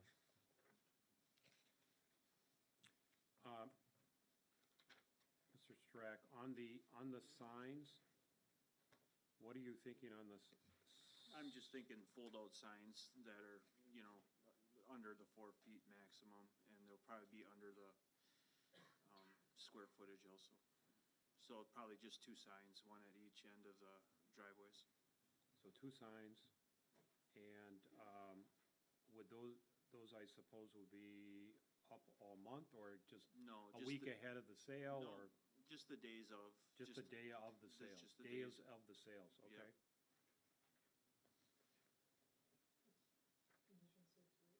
The condition 6 basically says, total number of temporary signs to advertise sales is limited to 2 and shall not be displayed for more than 6 days in any month. Temporary signs shall not be larger than 9 square feet in size and shall be limited to 4 feet in height. Signs shall be located a minimum of 10 feet from the road, right of way. All other signage requires review and approval per section 300-13 of the Town of Vernon Code of Ordinances. So Sean, you should probably say not more than 6 days in any month on the day of days of sale. Limited to days of sale. Right, Right after 6 days in any month, limited to days of sales. and the 10 feet is fine. Yep, as we've discussed.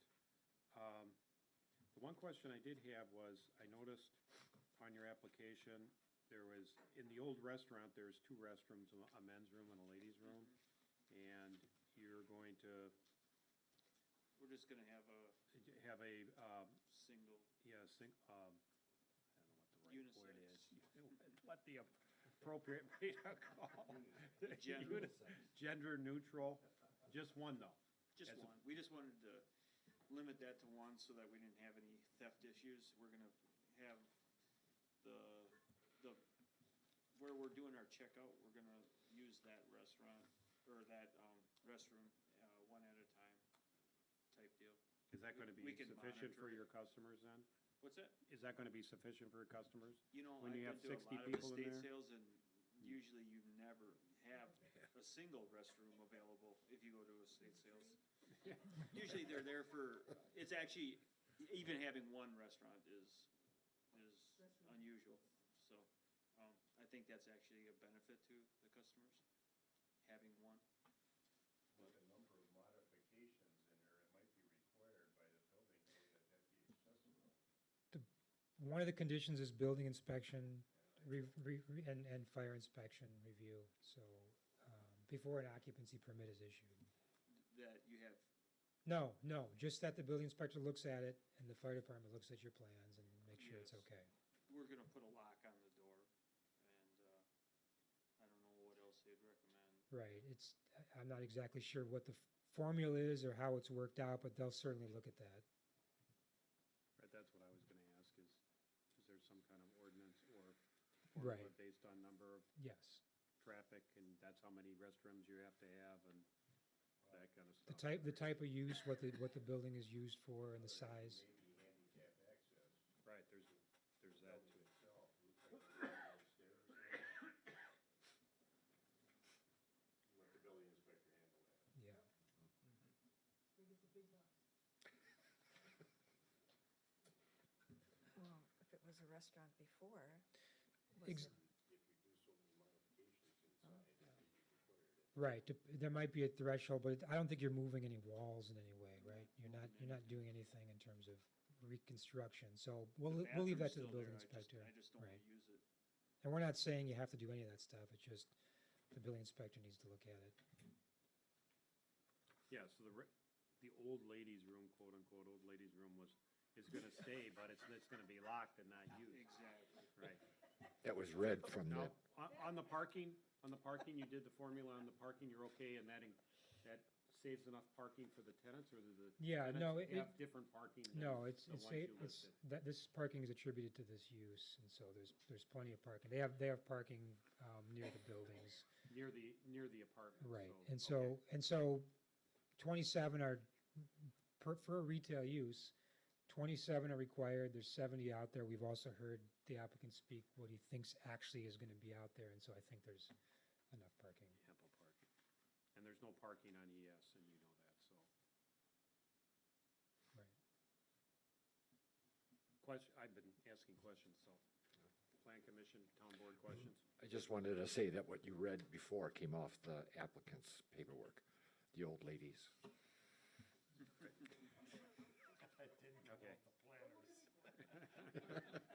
No, just to clear the record for the audience.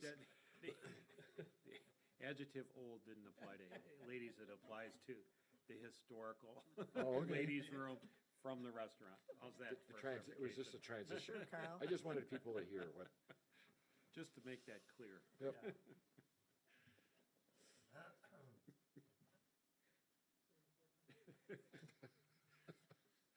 I'm glad people are paying attention. Oh, yeah. Plan commission questions, the applicant, town board? Would be looking for, well, let me look at, so we need a recommendation. We need plan commission recommendation to the Vernon board to approve the site plan and plan of operation as set forth in as modified. Any consideration for the highway improvements? And yes, we should probably, before we make that motion, talk about, and there, Ms. Burrows said you could ask Public Works, County Public Works for any requirements for ES improvements. As to whether or not this new use would trip a threshold to need to consider that. Right. I wonder how quickly they get back to, I don't wanna slow you down too Yeah, much. I don't think the need's there. I mean, there's gonna be a lot less traffic here than at the restaurant that was there previously. I agree. I can't see them Yeah. making to go through I and, didn't No. mean to open up a can of worms. I just thought No. that, my opinion is I just thought maybe that whole area could be slowed down. I didn't think anything because of my business would hinder anything. But the speed limit is separate from improvements, which is separate than signage, Yeah. right? And the I think- conditional use. I think the owner that is across the street that was here, I think he was just saying in general, there's being a lot of construction in that area, and there's more traffic, and I was agreeing to that. Right. We don't know that yet, though, We don't know, how much additional traffic there's going to be. right, Well, I think until he there is gets into already. operations, right. I'm not saying that my business is gonna increase, I'm thinking that it's already been increased with all the other buildings that are out there. And now you have the storage unit down the road, I think that's gonna increase a lot. And look at the slight modification the county required for all those storage units. I don't think my business is gonna increase hardly anything. What I was getting at is the surrounding businesses and Right. all the condos have increased a lot of traffic out there, and that was my concern. National Avenue will increase in traffic forever. I mean, it's Yeah. gonna continue. It's tough enough to get out to National Avenue from Edgewood now, especially at peak times of the day. It's gonna be easy when the bridge is For a closed. long time. Yeah. traffic will be a lot less. But I Right. still don't think. Sorry, it's Carl, what'd you germane say? to this Right, issue. and so new developments, new commercial developments on National Avenue might If- require that. Right. New subdivisions that access on a National Avenue might require that, but this is an existing site with existing uses and a building that had a previous use that's transitioning to a different use. It's probably less traffic than the old use was, and so it may not be the same consideration. Right, it's hard to say. I mean, the restaurant's been out of business for 2 years, over 2 years, so there will be an increase, but the question is, to me anyway, I guess. 30 to 60 is not gonna be more than the, you Well- know, restaurant used to be. so. How many cars is the storage unit gonna bring in? You know, 300-400? I don't know. You know? Well, it depends. Storage units Per sometimes day. don't have very much traffic at At all all, because the yeah. people put their stuff in there, Then they close go the on. door. I guess the issue from my perspective is though, let's say the highway department reviewed it and said, well, anything we can do to make it better is a good thing, and so let's require XL and decel lanes here. I mean, that would kill the project. I mean, Yeah, that's kill the that's a lot of money I mean, just for one business to locate into an existing building and an existing developed site to do There's high. already a second lane there. To do high, pull into. right, to do additional highway improvements is, the economy there is just, there's no economics, it doesn't work. I don't know what else you do already from what's already there. You have an additional lane already to pull in. It's more so how fast the traffic is when you're pulling out and you're going into the opposite lane. So that'd be a speed limit issue, I would think. I can give you a letter for Actional Avenue, just got from the county. Is there a consensus not to ask for this? Is what I'm hearing, Yeah, as yes. opposed to asking. Right. So do not ask. Do not ask. So there are no modifications then? Is that- Just the modification to the signage that limits 2 days of the sale. Limited to days of sale. That was the only Okay. modification to Sean's report, I think. Right? I'll You make want a it, sign saying estate sale this weekend, out the week before or something, you know? Estate so- sale today or something like that, just to let my customers know this is the place if they, you know, if they're looking for the place, because it is kind of a big complex and I expect most of my customers to find us online, not local people, in the area. That's how I'm gonna draw my, clientele. Yeah, I just didn't know, you're trying to get people driving by during the week and say, oh, they're having a estate sale. Not so this much weekend." that, Yeah. just more people that see it online. You advertise on websites that people look for these estate sales all the time, and one of them's estatesales.net. So I figure a lot of people see it on there, and then they'll have the location. And this will just make it easier for them, once they see the sign. Cause I'd be fine with having it, you know, out a few days before the sale if you want to advertise, you know.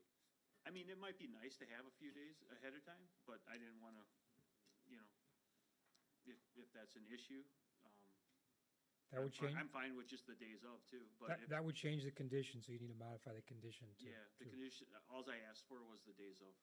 Okay. So we'll leave it like that. Yeah, that's Yeah. fine with me. Yeah, and personally, I'd like to see a sign so that people aren't driving by and making U-turns and everything else. So Yeah.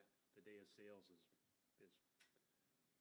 plenty, and you advertise, like you say, via the web now, internet. Any other questions? Board members, Plan Commission? So we are, Well, if you're looking for a motion I will from make the it, Plan Commission to approve the site plan and plan of operation for Chad Strack, doing business with Milwaukee Auction House LLC. You know, for the property is listed, subject to all of the planner's recommendations and conditions, with that one change about the sign. I will make that motion. Second. Discussion by the Plan Commission. All in favor? Aye. Opposed? Motion carries. Okay, so now we will go to town board action. So we'd look for a town board motion to concur with the recommendation of the Plan Commission for approval of the site plan of operation, you know, as set forth in the Plan Commission, subject to all the conditions as the Plan Commission. I'll make that motion. You have enough of it? Is there a second? I'll second it. Discussion by the town board. All in favor? Aye. Opposed? Motion carries unanimously. Okay, number 10. Building envelope, land disturbance area, conceptual certified survey map for Luckow Lents. Tax key number is listed in the agenda. Sean, would you like to tee us up for that one? Sure. So what the petitioner is requesting here, the property's at the end of Vernon Hills Drive. It's about 11.84 acres. There's two properties under the same tax key that make up the subject property. And he's asking for a conceptual review of a certified survey map to combine both parcels into one parcel. He wants to build the home right on the previous lot line, the east-west lot line. But there's also, Sorry, go ahead. there's also an isolated natural resource area on the property, and it's basically follows, generally follows the east-west lot line on the property. So it's on the north side of the property. There's also some isolated natural resource area a bit on the south side of the property and some wetland much further south that isn't impacted. And so, again, the properties need to be combined because of the location of the house. And so, the place where the house is intended to go is in the isolated natural resource area, but it kind of pokes out to the south and then opens up to the vacant area on the parcel. The property is zoned A5 mini farm. It's got some environmental corridor overlays and conservancy overlays. The environmental corridor overlay is basically the isolated natural resource area and the wetland, and then the conservancy overlay is the wetland itself.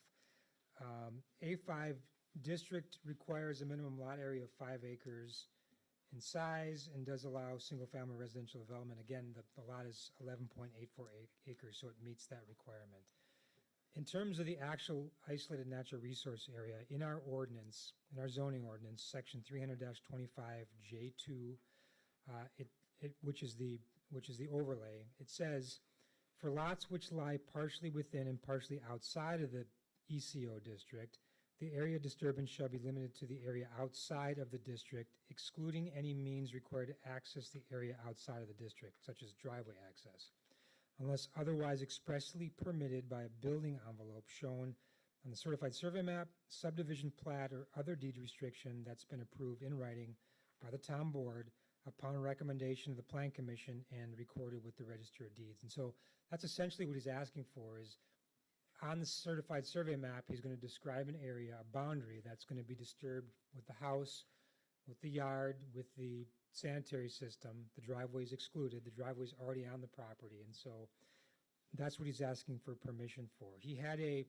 arborist out at the property that did a survey of the portion that's going to include the yard, the house, the septic system. And they basically found 84 trees within that area.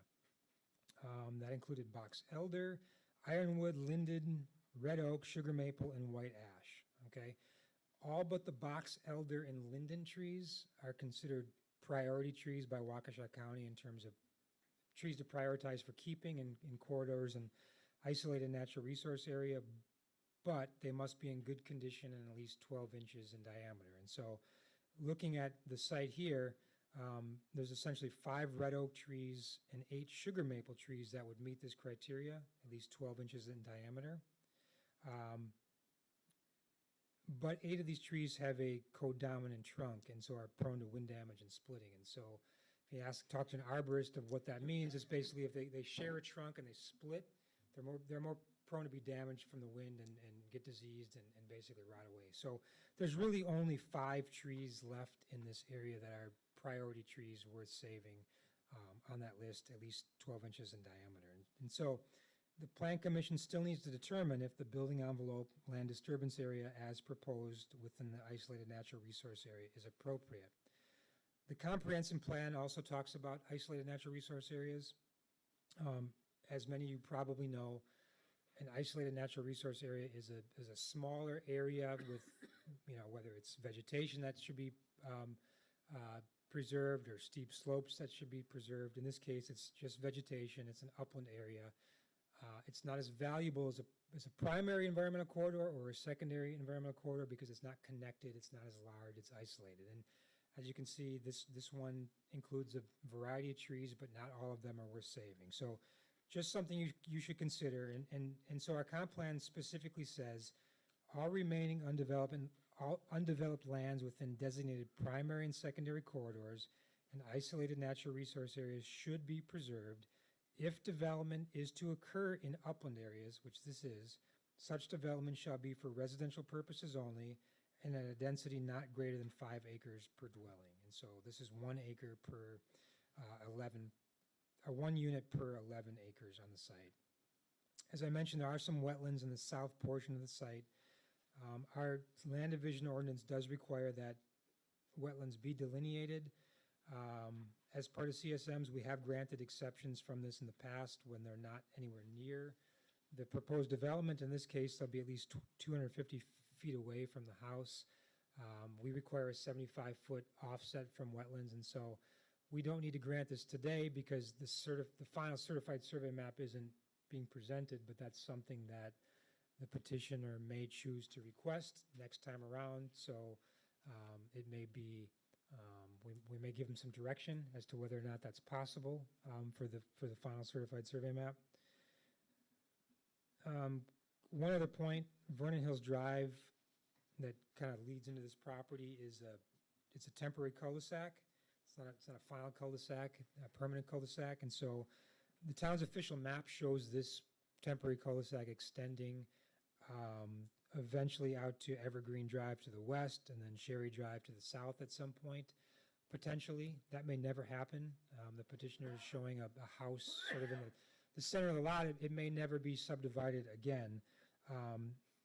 But if it is, there should be a note on the CSM that basically says that upon any further division that cul-de-sac would need to be extended, even if it's just to bring it onto the property, doesn't go any further than just basically edging onto the property. So that should happen.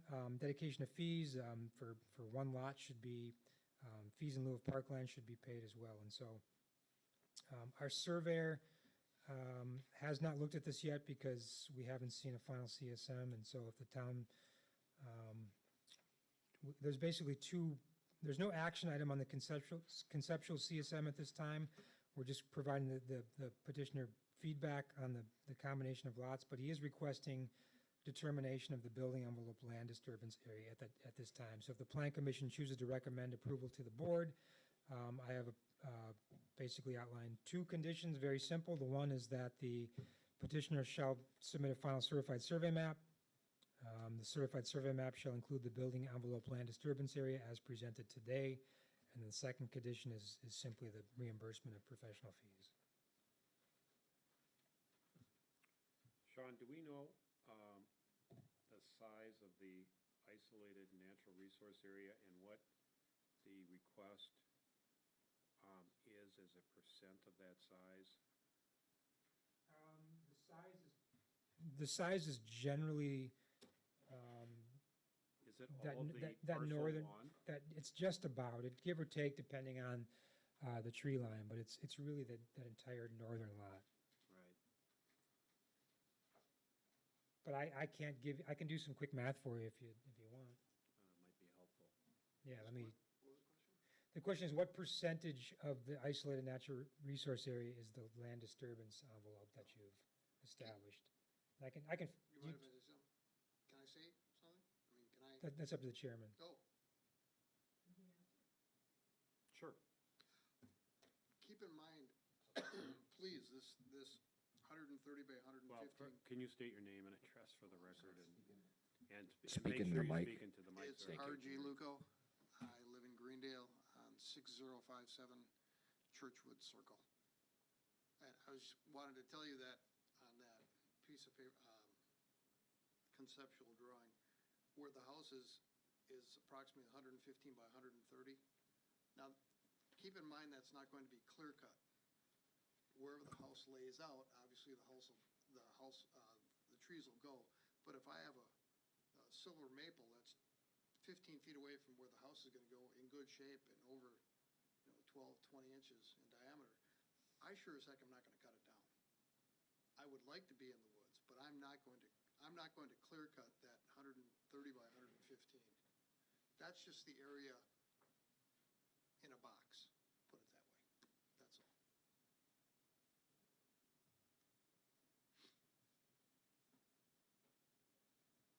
Sean, does that environmental area extend past the property lines onto other properties? No. as I mentioned, the south portion of the property has a little bit as well. That does extend, but this isolated piece does not extend.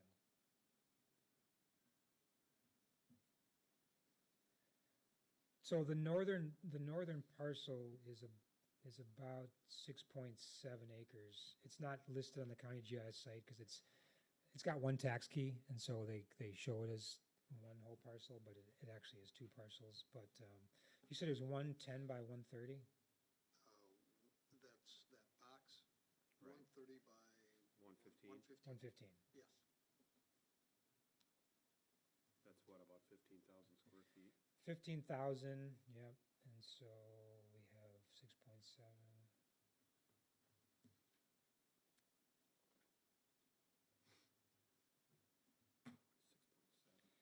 So that's not right.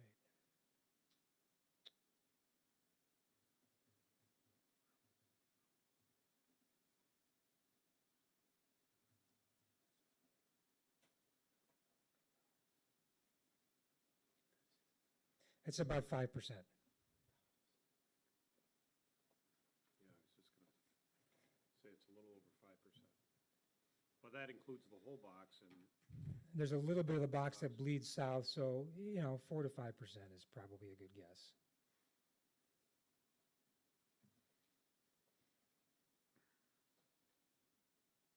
And that whole area was part of a bigger, until they cut the freeway through and they cut that whole woods.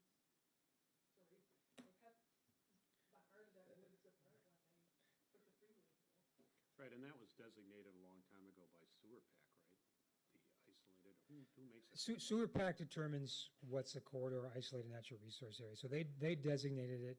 It only means as much as the town wants it to mean, In the 1980s. or the county wants it to mean. I thought the individual. The other point is that cul-de-sac is temporary, so it's an artificial map to expand that road in for potentially a subdivision at some point. And so a subdivision that would come in there probably would impact this to some degree as well. What is the history on the driveway that's existing there? Is that- Any of you remember Tom Emmy? Yep. Sure. Yes. Tom Emmy, great guy. That was his property. He had a house in there? No, that whole development was Tom's. That entire, all the way from going east to the freeway, I'm sorry, going east to 164, that was all Tom's. Okay. Then he developed it. And that was the last parcel that was there. I have some drawings where, I don't remember it was, 90s, that he wanted to put 5 homes in there, and it never happened, and one thing led to another thing. And if you look at the way the way the property goes, there's that up on the upper, what would that be? That'd be the northeast corner. It kind of kicks in and kicks out. One of his friends wanted to buy a lot, and he cut it out of the property that I own now, or we own now. So this was the last lot. In fact, I bought it off of his estate since he's passed. But as far as that goes, it seems as though 2 individuals that live down there use that as their personal walkway and everything else. At one time, I think years ago, Tom wanted to keep the taxes down, so that open field, he may have let somebody come in and farm. So they needed a way in, and there's an old driveway that meanders through the woods. What is the current situation for plowing on that end of that road without a cul-de-sac? Is that a difficult situation? Well, there is a temporary cul-de-sac there. There's a enough paved room to turn cul-de-sac, around. right, there's just not right-of-way dedicated for that full cul-de-sac. So part of that cul-de-sac's on private property, Where the snowplow turns around or goes in a correct. oval, if you will, Who maintains that? town, On private property? right? I guess I would like to see the dedication there to make room for a cul-de-sac of proper size at this time. At this time, or when, or if there's additional lots put in? At this time. Just the dedication. Oh, just the dedication, not the pavement, not the pavement. Right. I mean, we shouldn't be maintaining private property. And if that new dedication would include the cul-de-sac that's there, I think that's the way we should go. Well, he can't dedicate, the cul-de-sac is on the lots to the east, so he can't obviously dedicate that property, but he could dedicate land on his property to fit a bulb on there. What he's asking is to basically make, put a square piece of right-of-way on your property adjacent to Vernon Hills Drive in case a cul-de-sac would be needed to build a permanent cul-de-sac in the future. The only problem with that is that if the right-of-way is dedicated now, any cul-de-sac that ever comes in is going to be the town's responsibility to build it. If the right-of-way is dedicated now, because the only place for it would be in that right-of-way, and so the town would have to pay for it. Yeah, typically I don't know how this subdivision, when it was or how it was platted out, but there is a temporary cul-de-sac with the idea that Gets that extended. road was going to be extended. Right. To, I suppose, Sherry or Evergreen or somewhere. To both, Or put in a bulb, right? Yeah, and so the point is good. It's a fine line. Like, when do you require it? I mean, he just wants to use his parcel as it's. And so if he wasn't building on the smack dab on the lot line, he would never have to even come to the plan commission if he wanted to build a house in. He'd never have to extend the cul-de-sac. It would never be an issue or question. It's just when land divisions occur, that's when you consider whether or not temporary cul-de-sac should be extended. In this case, he doesn't want to do any more than put one house on there, and so it would be burdensome to have him put a cul-de-sac in to build the cul-de-sac. Not to mention take a lot of trees out. Now, it would, and if he dedicates the right-of-way for the cul-de-sac now, that means it's town right-of-way, and it's the town's responsibility to build it if it ever gets built.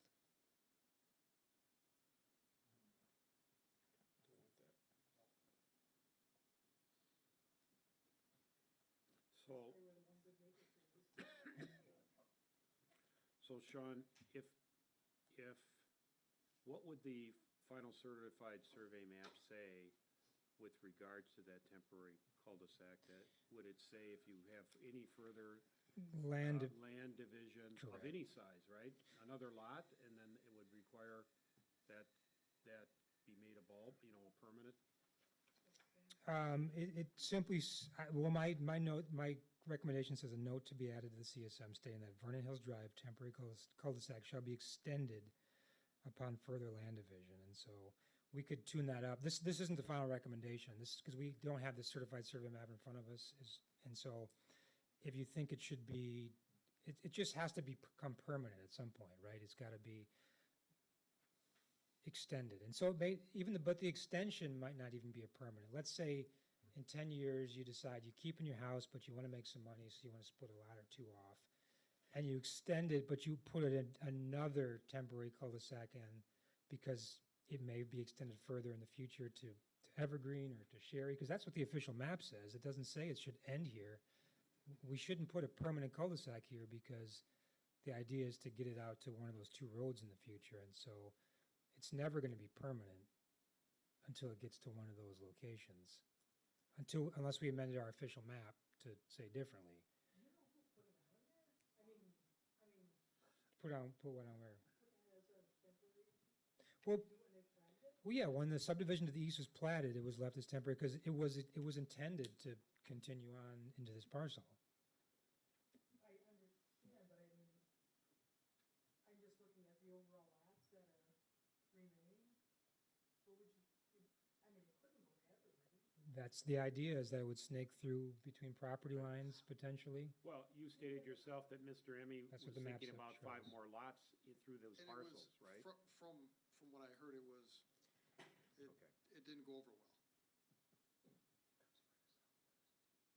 Yeah, but look at Evergreen Drive. Was it ever proposed by him? Oh, he had drawings and everything. Who's the town? I'm not Way quite sure. before my time, I don't know. I'm not quite sure. I really don't know. South to Sherry, No, but we can't and then split off. do anything with that temporary cul-de-sac. cul-de-sac takes in 3 other lots, doesn't it? Yeah, it does. It goes right over there. One lot in particular, Look at, yeah, one lot in particular, look at this. yeah, that lot there. Two of them. Well, it's one lot in particular, but yeah, it's 2 lots. It's on private property. The fact of the matter is, and what Karen raised is that even our official map shows it coming out to Evergreen Drive and south to Sherry, but looking west to Evergreen, there's not, there's really no place to put a road that comes through there. I guess it potentially could make it down to Sherry if the backs of those lots were consolidated for future development, maybe. Split off to somebody that wants to develop a lot or 2 back there, potentially. But there's not a lot. If you look at 996, for instance. That's all. It's awful wetland down there. Yes, some of it is. So the question, but the thing is that we probably should amend our official map if that's no longer the intent to bring them to Sherry or Evergreen. So Well, I guess, Sean, then how does the temporary cul-de-sac ever become permanent? if he doesn't do anything else and all he has is one lot, is one house there and never subdivides, it would never become permanent, Only if the road is extended. only if it's extended. I think that was what the former owner's intention was, and that's why this driveway is in there Right. with cul-de-sac on the end. He would have divided his 5 lots off of that, Correct. after dedication and road installation.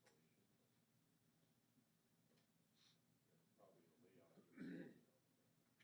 So that would be noted on the final CSM, like you said, that if there is Any further division, then that it has needs to to be be extended.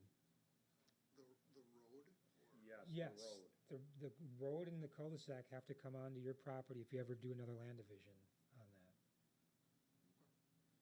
I understand.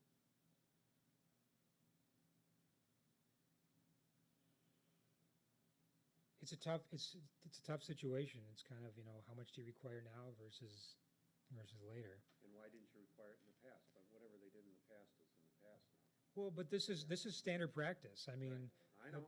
this is standard practice to have a temporary cul-de-sac when the intention is to extend it in the future. Right. The problem is there wasn't the dedication for temporary cul-de-sac even, right? Well, that never happens. Temporary cul-de-sacs always Right. bleed onto private property. And we're worried about the dedication, like Sean said, because all of a sudden now the town has to. If you put that dedicate it culvert, now. And that shouldn't be so. The developer should be putting that in at his expense, or Right. its expense.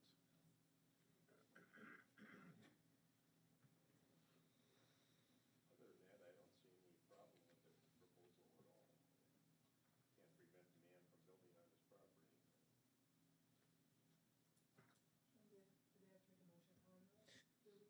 So no action has to be taken on the CSM, but you do have to make the motion for the building envelope, land disturbance area, and that'll come back. It will be shown on the CSM when it comes back, Then I just continue on with the process. with a building permit after that. That's all I have, yes.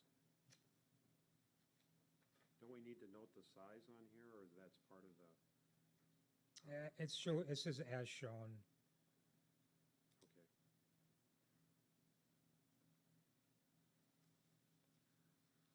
As presented to the Plan Commission on March 11th. Should that be part of the motion? It's in In the there. condition, It's okay. in condition 1. If you want to specify the size in condition 1, you could. Oh, I see it, gotcha, I see what you're saying. It is in the condition, sorry. So, we would be looking for, first of all, comments or feedback on the certified survey map. I take it we have none? Right, just feedback, we don't make any motions on that. You can provide them feedback if you want. I mean, but it sounds like if you basically are, if you would approve Well, the CSM is just combining the lot, there's nothing to it, right? Right. There's nothing to that, so there's really no feedback there. right? But he didn't want to spend the money to develop a certified survey map until he had some assurance in terms of the building envelope. Right. So then, on the building envelope, then we'd be looking for a plan commission recommendation, motion to recommend to the town board approval, subject to the following conditions in the report. I'll make that motion. You got it, Tim? I'll second. Is there a second? Second by Commissioner Nowak. Discussion by the plan commission, or further discussion. All in favor? Aye. Aye. Opposed? Motion carries. Next item on the agenda would be town board action on the building envelope land disturbance area only, not of course the CSM. So we'd be looking for a town board motion to concur with the recommendation of the plan commission to approve the building envelope land disturbance area as presented and subject to the conditions in the.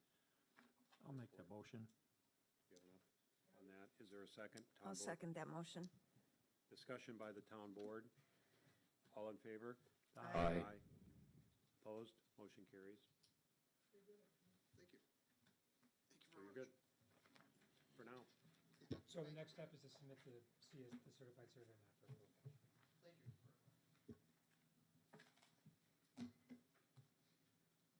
Okay, we are on item 11. 8:30. Anybody need a break? Break? Should we take 5-minute break? Could we? It's 8:30? Okay. 5 minutes, 8:35, we'll return. 8:35 by that clock.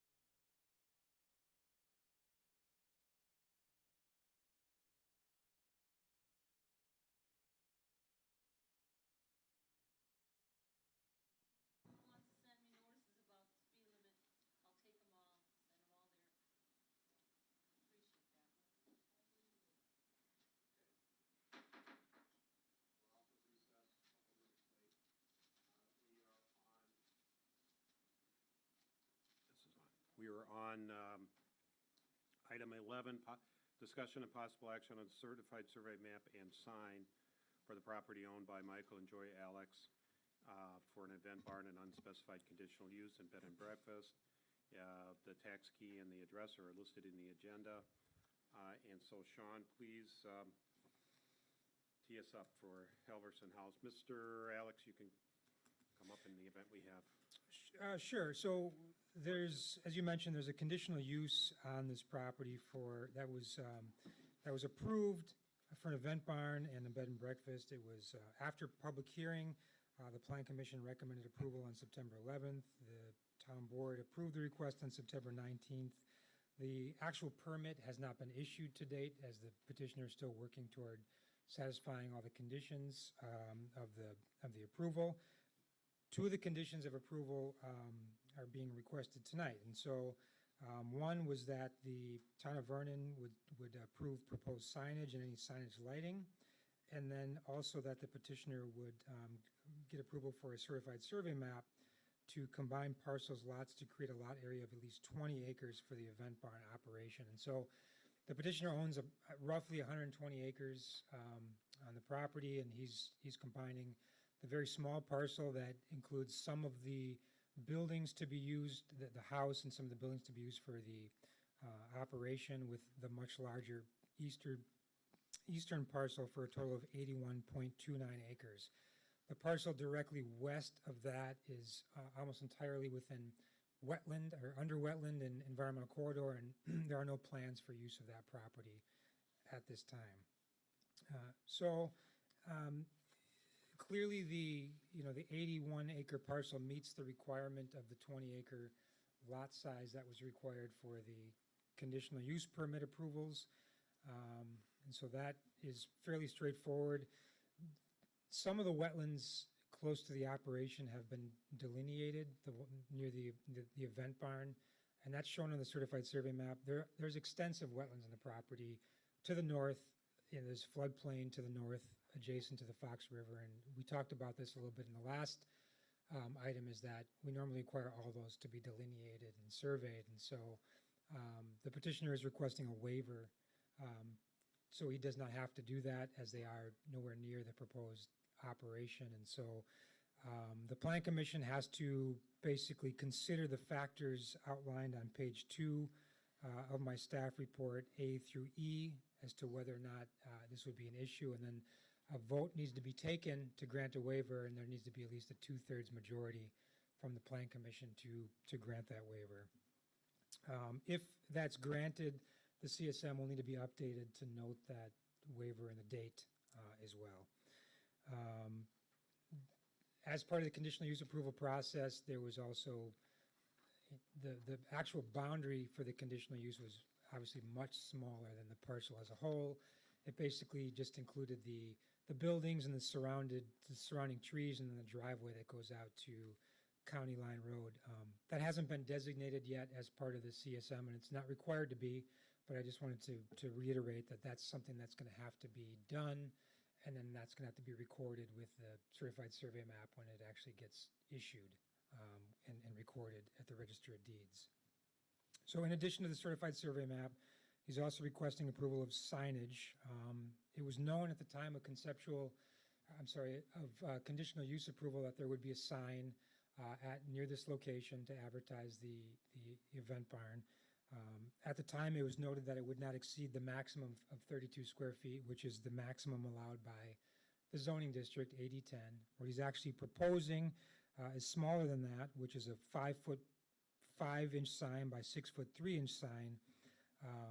The actual sign area is less than 10 square feet. There's a downward sort of gooseneck light that would shine directly on the sign that would not spill onto adjacent properties.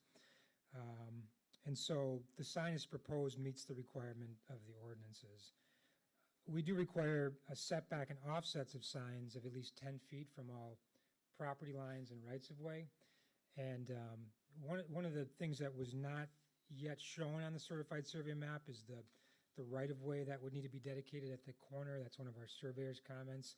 Sort of the right-of-way that comes in from County Line Road, and the right-of-way that comes north up Halverson Road needs to be designated in basically a corner cutout of the property. I suspect it's probably 33 feet by 33 feet to be the 66-foot road widths right-of-way widths for County Line Road and Halverson, but their surveyor is going to need to determine that and then show that on the CSM.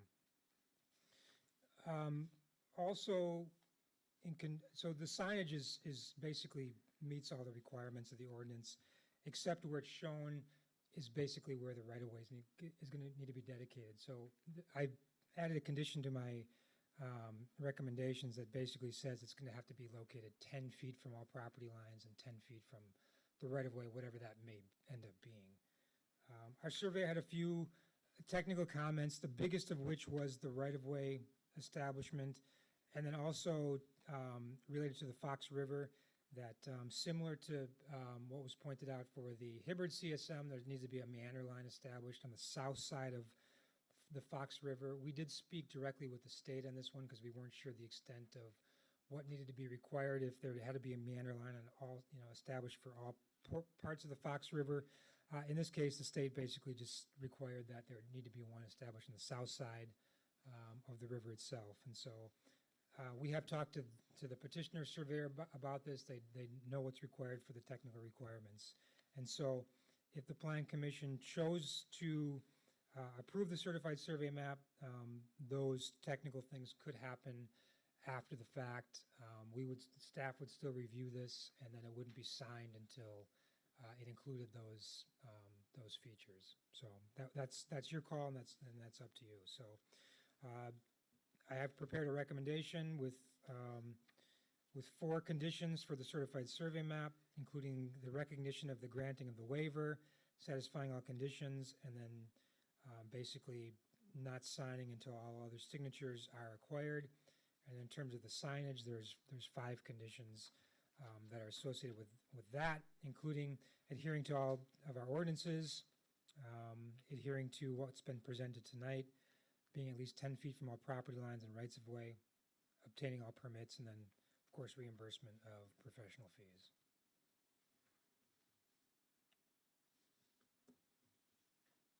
So I know these are 2 separate action items on the agenda, but my staff report covers both of them. They don't have to do a motion on the waiver, but you have to take a vote on granting the waiver after consideration of those 5 points. Yeah, and on that waiver, Sean, the environmental corridor will be listed or shown on the parcel for the conditional use? And it's just the waiver for the rest of the acreage? It's basic, it's a waiver that they don't have to survey the wetland, delineate and survey the wetland.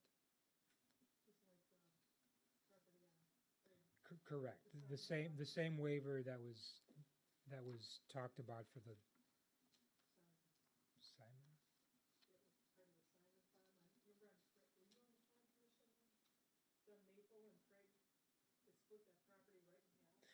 I don't know about that one, but we also talked about the Luco one when he comes forward, because he's got some wetlands in the south. And generally, the condition to require all wetlands to be part of the CSM is to cover your bases, but obviously, for reasonable exceptions, it's granted a lot. It's one of the most common waivers that's granted, I think, by the town for CSMs.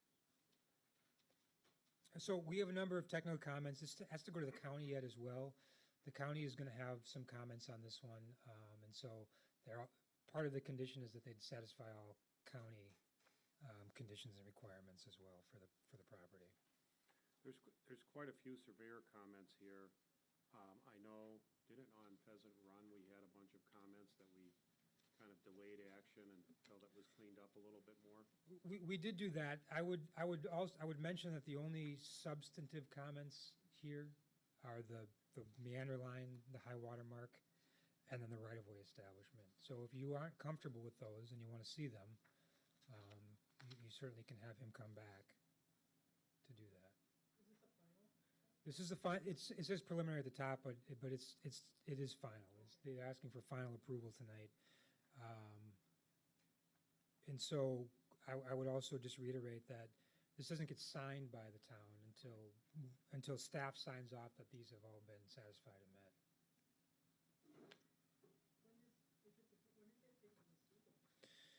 I don't know the schedule for that. I would, but in terms of the schedule for the town of Vernon, 60 days from the application submittal, we need to either approve or reject this by March 30th. And so we won't meet again. And so if you do decide to table this and bring it back, you would need to request an extension from the applicant for another 30 days, for example.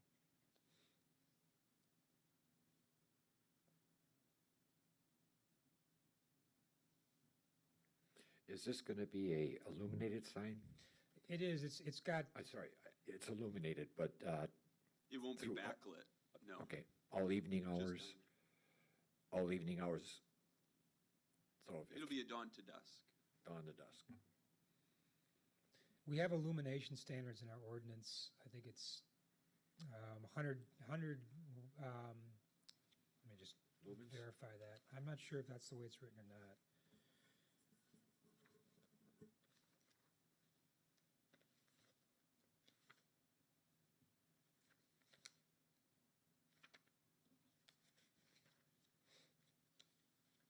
It's 100-foot candles during the day and 45-foot candles during the night. So we're not measuring it at this time. It's a downward-facing light that shines directly on the sign. We would just hold them to this standard that's in the ordinance.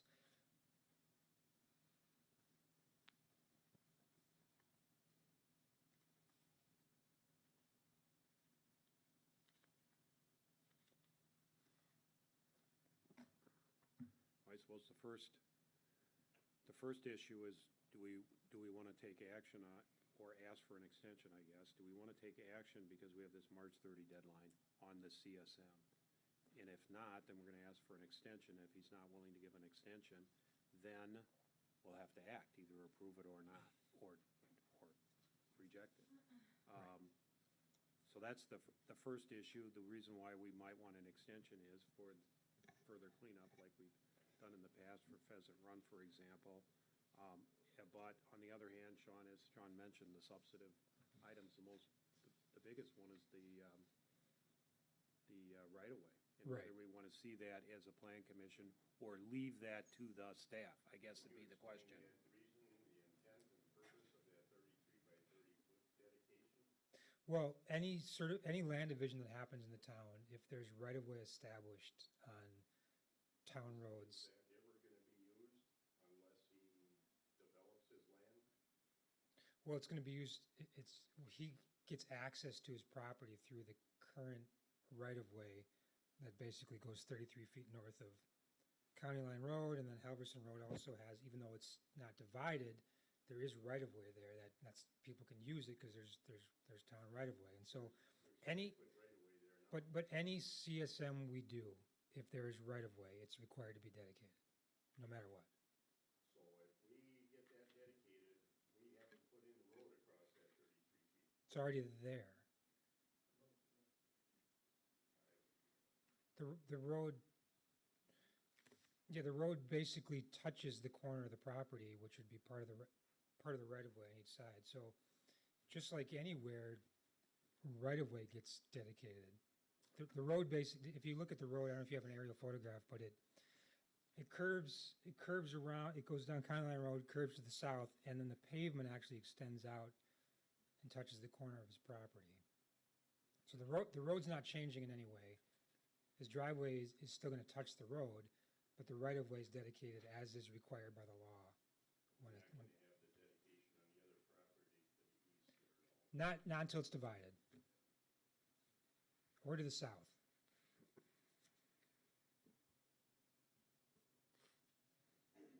And so it's piecemeal, and that's usually how it happens. Some properties go to the center line of the roads. Some properties get cut back. It just depends on when they're divided and used that way. I could see if you were developing this property that we would need that dedication, but the only purpose it serves now is setting the sign back then. It does, but it's a requirement to dedicate right away. You could approve it tonight without it on the survey, You could, yes. with the understanding that it would be added to the survey Before it's signed, before it's signed by the town. That's really the issue, right, Sean, is how much you want to leave for staff and how much. Well, it is, but it sounds like Here. Commissioner Nowak is saying maybe we shouldn't require the dedication at all.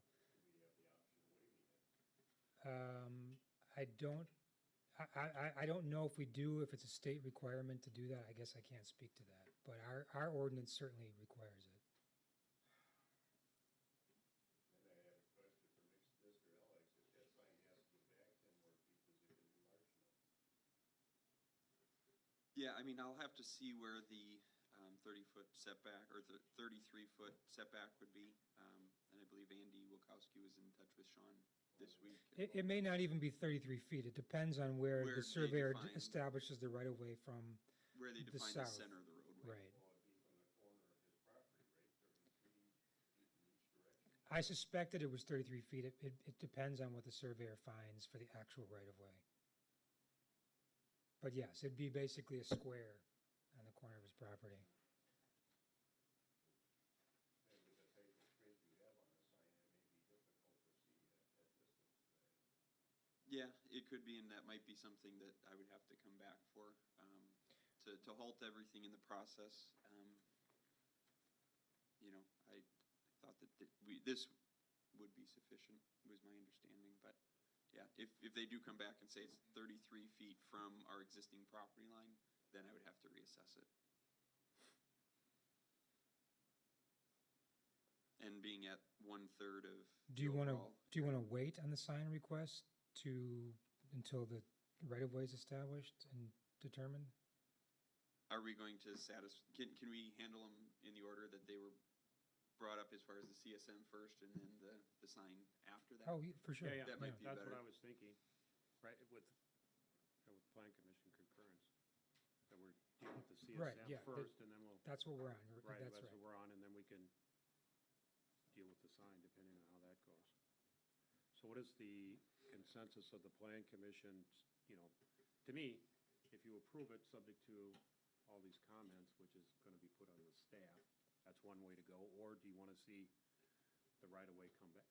To me, it's almost like there's technical requirements that need to be cleaned up, but the thing you might wanna see is the right-of-way. We don't know what the right-of-way We don't know what it is. We don't know what That's what it- the full amount is.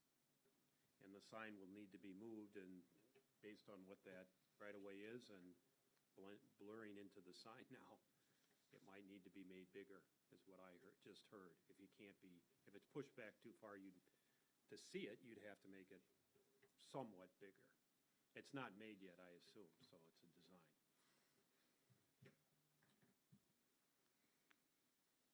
I have no problem approving the certified survey map as is, and letting staff finalize everything once it's figured out. I agree with that. Well, we can't do a motion yet until we take action on the waiver request. Right. Well, I was just seeing if we're gonna take Yeah, action. if take action at all. At all, first. Right. That's kind of, to me, the threshold issue.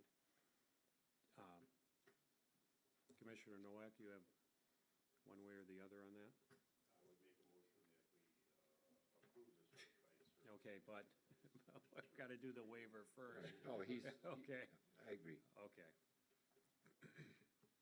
Well, personally, I'd like to see more cleanup, but that's fine. I mean, we're looking for a consensus. Now let's talk about But weren't we're talking about the staff doing some cleanup on this whole thing to pick up on the things we've been talking about?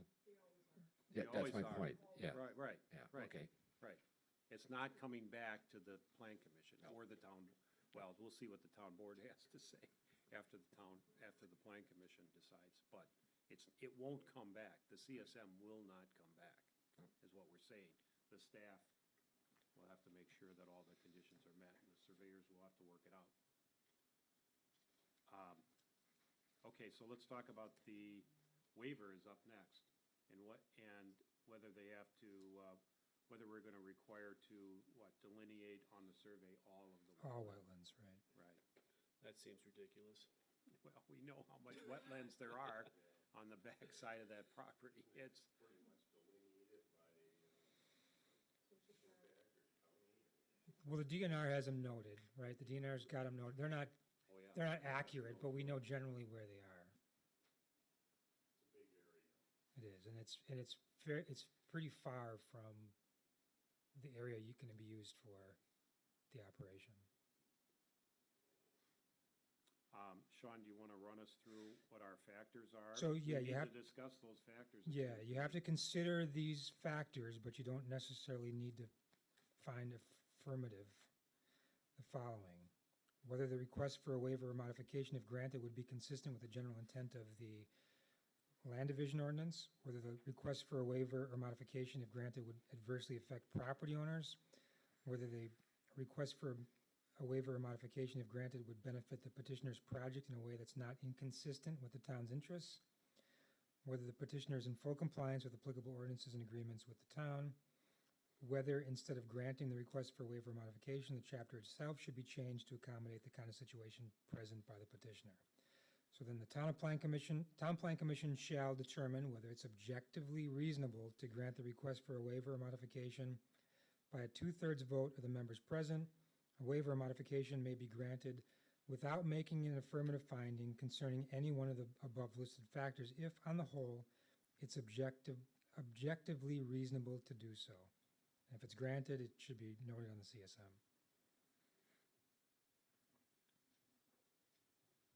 Okay, well, this is a designation. The wetlands are the wetlands, right? I mean, they are where they are. And so all we're doing is asking to put on a survey where we know, It comes into play when you're anywhere near the 75 feet that's normally required. And so if there's question, yes, you need to delineate them because we're not sure where they are. right, are we anywhere close to the 75 feet? Do we know? Yeah, You we mean are outside of the close. September Those have already been 2019 delineated. delineation. Right, So if you look at sheet 4 of 9, it shows the protrusion where the existing barn was. That was part of the September 2019 delineation that encapsulated the approximately 7.5 acre parcel which surrounds the house and then to the south property line.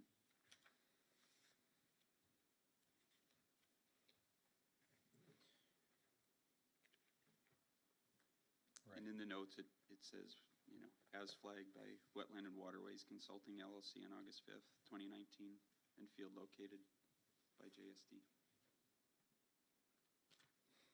Right, and so the ones anywhere near have been designated. That was required as part of the conditional use process to know where they were.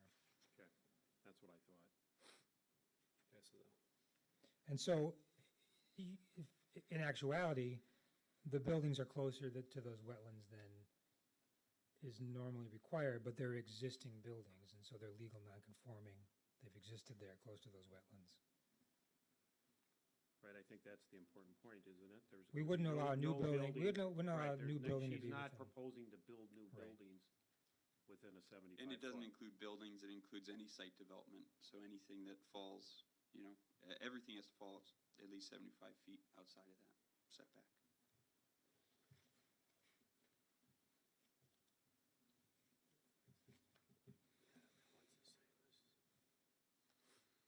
Sean, how would this adversely affect property owners in the surrounding area? By not delineating the Yeah, by wetlands? not delineating. If you were concerned that we would be disturbing land that's too close to the wetlands by developing something too close to the wetlands, that would be an adverse impact. But those wetlands that are not being delineated are nowhere close by. There's no impact to them.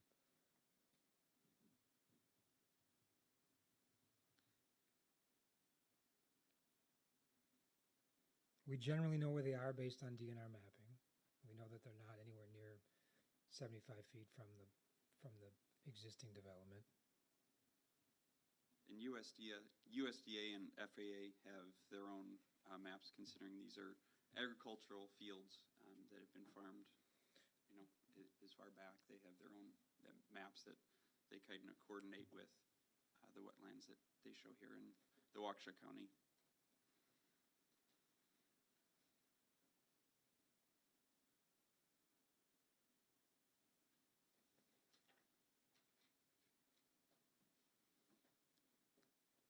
Letter C, Sean, whether granted would benefit the petitioner in a way that is not inconsistent. Yeah, so it benefits the petitioner by saving him a lot of money, and it doesn't really impact, And what's the Anything. benefit to the town right? to have them all? The other issue is, I struggle with that part of it, right? if and when the rest of the property ever gets developed, you know, I'm not saying it's going to, but when it does, and if it does, we would want to see wetlands surveyed at that time, and they have to be done within 5 years anyways, and so if that happens in 5 years, 10 years, they have to be current, and we want to see it done then. That's when it would benefit the town, is to do it when when development is actually occurring. Would that be a condition of the waiver then? No, I mean, we don't even know if anything's happening.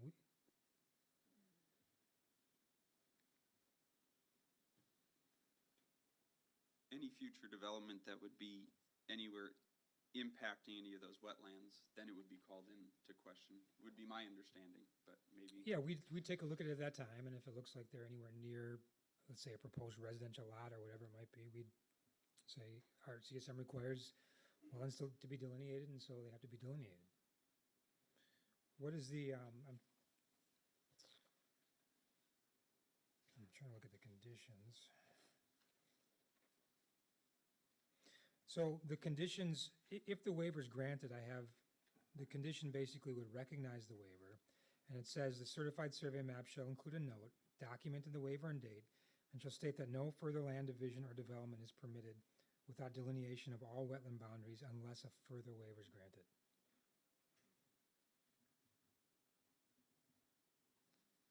I'm good with that. I'm good with that. Okay, letter D, the petitioner is full compliance with all applicable laws, you're here. Are you in full compliance with all applicable ordinance and agreements with the town? Well, they're currently in process of procuring their conditional use permit that was, you know, the conditional use was Conditionally granted. approved, and so we're in the process of making sure that everything complies with. Right, the- it hasn't been with the issued grant. yet It has not because been it's issued. It's the condition. chicken and the egg. This is, you know, whether. Right, this is part of it.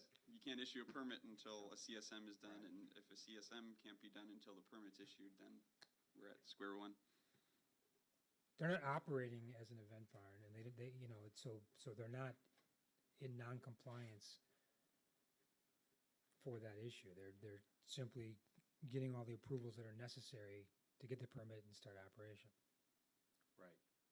This is a requirement. This to is get- one of the requirements. This is one of the requirements of the preliminary, or the conditional use permit as approved, subject to all the conditions. One of these conditions is the CSM. Correct. That's the way to say it. And E, I assume we're not headed down that route, so, you know, that's changing the rules.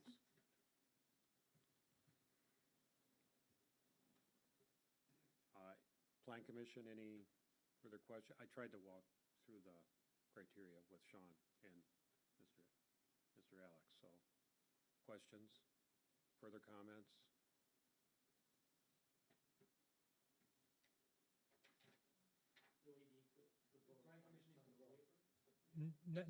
Just, yeah, we need 2/3 approval in order to grant the waiver.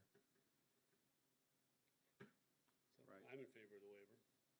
So how should we? Doesn't need to be doesn't need to be a formal action. Is that, is there, it doesn't have to be a formal action, but there's a motion, do you vote on? Or There, Do you- disagree or I guess disagree? we're trying to get a vote to whether to grant the request for the waiver as presented in the staff report, is that? after consideration of these the factors. factors that the 5 factors that we just went through and discussed. So, Commissioner Millies, you said you were I'm in in favor. favor. In favor? In favor, Commissioner Nowak? Okay, so we have got your 2/3. Then I'm in Did favor. everybody on the plan I don't commission have any objection to that waiver, so. Okay, so now we're on the CSM now. And then the sign. Take action on the CSM. So as we discussed before we hit before we decided the waiver. And I think the consensus was to get a motion to approve it, subject to all the comments, and in effect, kick it to staff to make sure, then the surveyor to make sure it's off. Right, we will sign off on it before it gets signed by the town. So we would be looking for a recommendation to the town board, approval of the certified survey map, subject to all the following conditions in your report. I'll make that motion. I'll make that motion. Is there a second? Discussion by the plan commission. All in favor? Aye. Opposed? Motion carries. We could go to the sign and then go back to the town board, I suppose. Or maybe we should stay in order. Go to the town board and see if the town board wants to take action on the recommendation by the plan commission. So we'd be looking for a motion to concur, I'll make that motion. to concur with the plan commission recommendation, subject to all the conditions. Correct. Is there a second? Second. Discussion by the town board. All in favor? Aye. Opposed? Motion carries. Now for the sign. And shall we proceed with the sign, Mr. Alex, or would you like to have it tabled till next meeting? No, I'd prefer to get approvals, and then if we have to come back Come and back and change. change it, and you can ask for a bigger one, or Yep, if you need be. yeah. Okay, on the sign, I think your report, I do think it says, other than where it's going to be located. Yeah, it otherwise meets, right? Meets all requirements of the ordinance, aside from the location. And so there's a condition that says it needs to be at least 10 feet from all property lines and rights-of-way, including right-of-way dedication required for the lot combination by CSM. And so we would just expect him to move that. And so I wouldn't, if it's approved tonight, we would grant a sign permit associated with those same conditions. I think now that I think of it, we probably should add one more condition to it that also conditions approval of the sign permit itself, that the sign cannot actually be constructed until the conditional use permit is issued.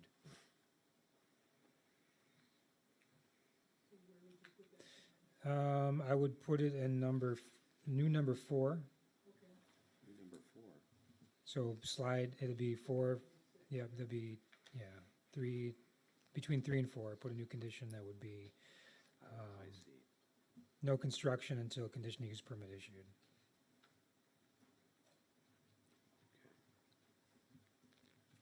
So we're approving the sign itself. With a location that meets the setback requirements. Whatever they may be, which Right. we don't know until the surveyor figures this out, Correct. and the surveyor approves it, Right. approves the right-of-way. But the 10 feet is the 10 feet wherever the right-of-way is established. No construction of the sign until CU is The permit's issued. issued. So that'll be an additional condition on the sign to Sean's report. Once the certified survey map is done, then the conditional use permit gets issued right away? Is that No. in Jackson? There's a bunch of other. There's a things few in other there. things that are outstanding. Because I'm saying the main thing is to get that certified survey map down so we know where the sign can go. Yes. I think that's more important. I mean, after that, we have the right location, I think you can put the sign up, start Well- advertising. Oh, you're talking about the condition Actually- that he suggested. Actually build right. this, actually, I mean, you're stopping it until he actually can. that's what operate. I'm saying. Yeah, I'm thinking, I'd rather just see, he can put the sign up once we get the certified survey map approved, because we have it in the right location. Because I don't have a problem with the sign going up early, so, Well, even if the conditional use permit was not allowed, the property's 80-10, right? And it allows 32 square feet of signage, right? It allows it, whether there's a conditional use there or not. And so I believe if that's your prerogative, that would be legal to do. And in theory, since this is a two-pronged conditional use, there is the event barn portion, which has, you know, this set of criteria, and then the bed and breakfast that has another set of criteria. So in addition to the fact that we could have a sign there if we met the requirements of the zoning district, you know, saying that it was Halverson Farms, the fact that we were an event barn or a bed and breakfast or an agricultural field wouldn't impact anything. It wouldn't, and in First Amendment rights doesn't allow you to tell him what the sign can actually say, right? So you can't say Halverson House, or you could say whatever he wants on it. Can he say weddings and events on it, He sure could. even if he doesn't have a conditional use permit? Sure. So then, do we really need that condition then? Well, I'd rather see it that's what Jeff Millies Yeah. is Once the saying. certified survey map is approved, I feel fine with letting him put the sign up, if he chooses to do so. It would be legal. He's allowed signage in the existing zoning district. I just don't wanna see it go up and have to move it. because Sign, it's a spot. the conditional use permit itself required the sign to be approved, in which you're doing that. And so you meet the requirements of that. It's allowed in the underlying zoning. Based on First Amendment rights, you can't tell him what the sign can say, whether it was an ag property or a residence or whatever it is. So if you want him to be able to build it upon signing of the certified survey map, How about recording of the certified? recording of the certified survey map, Is yeah, the way to say it, right? yes. So we could, instead of saying no construction or no, I don't know. Yeah, recorded, and that gets everyone's approval. It gets the county approval. Because then it's, right, then it's recorded. Right. And then he can put the sign up at that time if he chooses. Other plan commission members, do you think that's a, yes, I see 3 people saying yes, as we've discussed, so you will add that, Recorded. recorded, right? Do we need to say final certified? No. No. Yeah. Right, recorded in the register of deeds, right? Yeah. Waukesha County Register of Deeds, map. Fourth floor. With all First fees floor, I paid. was there today. First floor. We've been corrected, it's first floor. I'm picking it up here.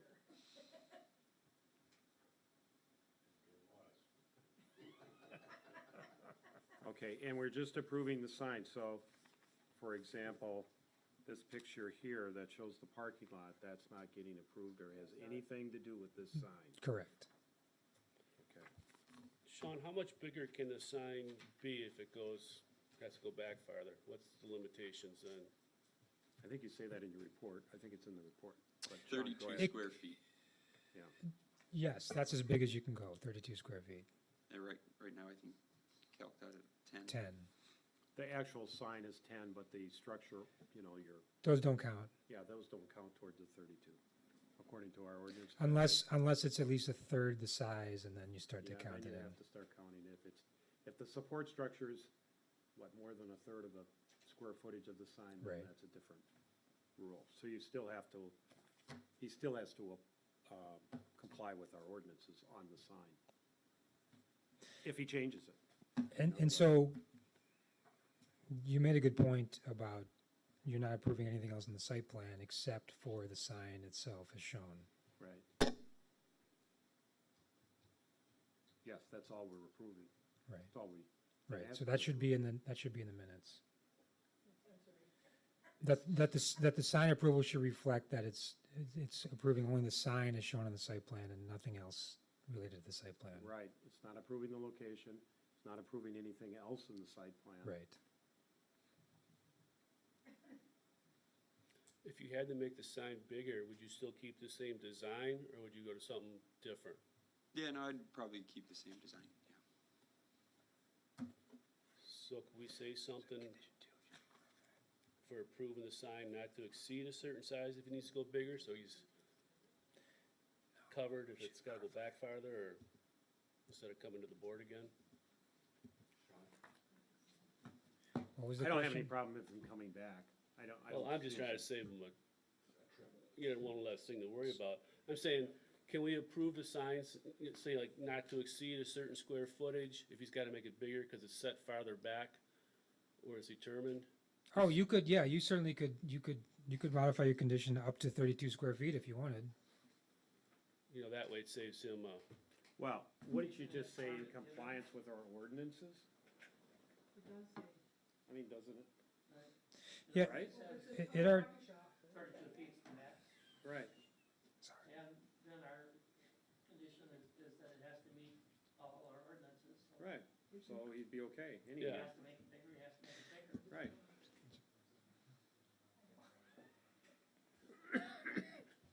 So the motion is to be specific to approval of this, just the sign? well, here's, let's talk it through. So the sign shall comply with section 300-13 of the ordinances, right? And then but the second condition says the sign should be constructed and installed as presented to the town on March 11th. So that's the limit, that limits it to the 10 feet because that's what was presented. So you need to explicitly say up to 32 square feet if that's what you want it to be. I'd be in favor of that. I'm in favor as presented, simply because he's presenting it. That's what he's asked for. And I agree with what he's asked for. But he doesn't know where it's gonna be located. Right. He may come back because he wants it another foot bigger, right? And that's why we asked if you'd like to That's come why, back. and- yeah, that's why we ask if he'd rather just table But- it and come back. That's why I asked him too, he wants to keep the same design, he's not gonna come up with something completely different. It's just a matter of what size. That's not necessarily true. I mean, to have it 3 times as big and be the oval with the stilt supports might not, the proportions of it might not look right if it's 3 times as big. So it might have to be a different sign altogether if it's larger. What would be the maximum size sign you would need? What if we just To- said up yeah, to to double put the it- size? Yeah, to put a number on it, I'd have to just, I think the biggest, would be the proportionality. So if I show a 3.5 diameter sign, maybe limiting to a 5-foot diameter and all of those proportions would remain the same. But to answer your question specifically, I don't know what that number would be. I mean, obviously he wants to keep it smaller and closer to the roads, less expensive. And it fits in. One question, Sean, would be, what is the maximum height that we could go? I have to look, I think it might be like 25 feet. Yeah, 20, so that, 20, I thought. 20 so feet? that's something where we're trying to keep the proportionality to something that, fits in with everything around. We could have put 20 25-foot feet's sign where correct. you're coming over the top of County Line Road, and there you go, there's our 25-foot sign, It's 20. 20-foot. 20 foot. Right, we want you to have a sign so people can find your property. Mhm. So, instead of driving around town. So,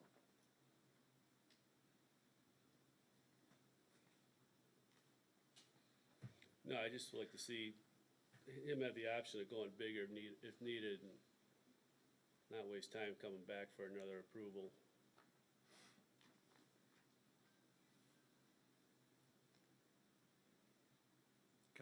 other, I agree. all right. Personally, I I prefer agree. as presented, so, So up to what size? yeah, so Can we let's say talk about that.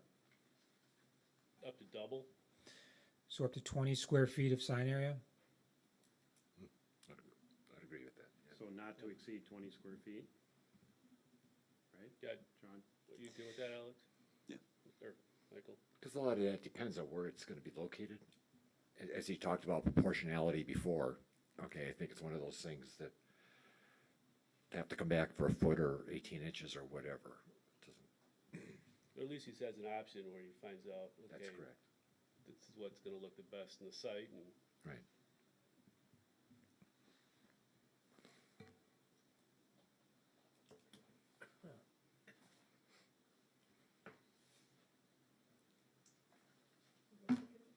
So So The way I was gonna change, I was gonna modify condition 2 to say, the sign shall be constructed and installed as presented to the Town of Vernon Plan Commission on March 11th, 2020, and illustrated in the sign application, and sign copy area may,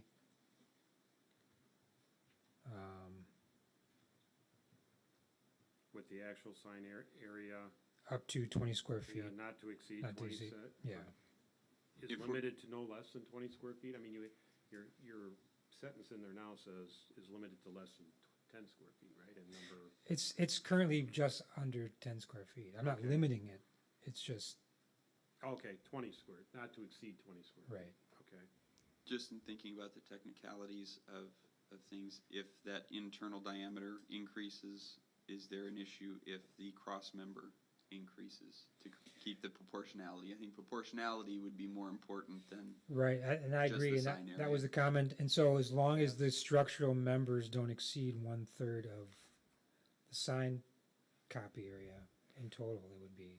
they and wouldn't- if they those wouldn't count. members stay the same, but the sign gets bigger, our proportionality goes down, so. Right, So that's part of it too. The 1/3. well, that's already in our ordinances. He's Okay, he's so we allowed 20 just say- square feet, the way the sign area is defined talks about the structural members, talks about the 1/3, so the term sign area includes all that in it. So you need to say it must be in compliance with our ordinances to cover the 1/3. Right, we've already said that in condition 1. And so, and condition 2 is simply saying it's gotta be consistent with what was presented, except it can be up to 20 square feet in sign area. And is condition 1, that's just a typo of the town of Waukesha? That's report? correct. Okay, all right, Yeah, I work for the town of Waukesha too. all right. There is a typo on another one that we didn't mention. I was telling Karen, I'm surprised I don't do that more often because I'm always flipping back and forth between the two. I get $1 every time. Okay, so Sean, what would you say for number 2 then? The sign shall be as Constructed and presented? installed as presented on this date, illustrated in the sign application, except that the sign area may be up to 20 square feet.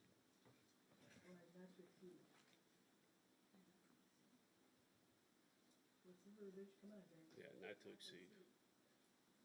Except that the sign area shall not exceed 20 square feet, provided it's still in compliance with number 1. I mean, I don't want to create an inconsistency between number 1 and the 20 square feet. Well, it's not gonna be inconsistent because they are 32 square feet by the ordinance. Yeah, but it's the 1/3 issue. when you But come the to term 1/3. sign area in condition 2 includes that definition. If you go to sign area in the ordinance, it includes the 1/3 and the calculations and Okay, everything else. so long as that's clear. You keep the which is attached to 212 days to the registration. See you tomorrow, Karen.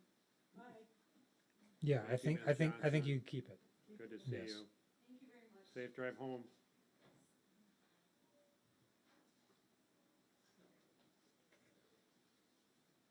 So do we have it? You know, well theoretically, he's got 8-inch posts in there now, 8x8s. If you're doubling the sign, I mean, if that's already 1/3 of it, if you double the sign, you're not gonna have 16-inch. It'll work out 16-inch posts? I don't know what it'll be, Yeah. but they're probably not gonna be any more area Yeah, proportionally.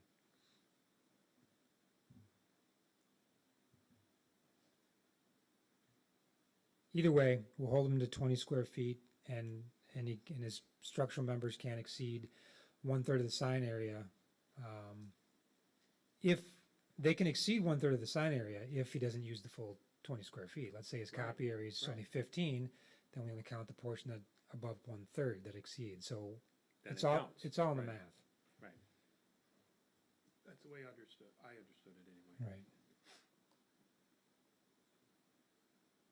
Okay, the 10 feet is still fine. 10 feet, we added And then new no condition. construction yeah. until final CSM recorded with Waukesha County Register of Deeds, right? That would be 4, 5, 4 is now 5 appropriate permits, and then 6, right? Right. And then, in order to make sure we clarify that, the only thing we're doing is approving that sign, and we're not really, we are not approving anything in this application other than the sign. Correct.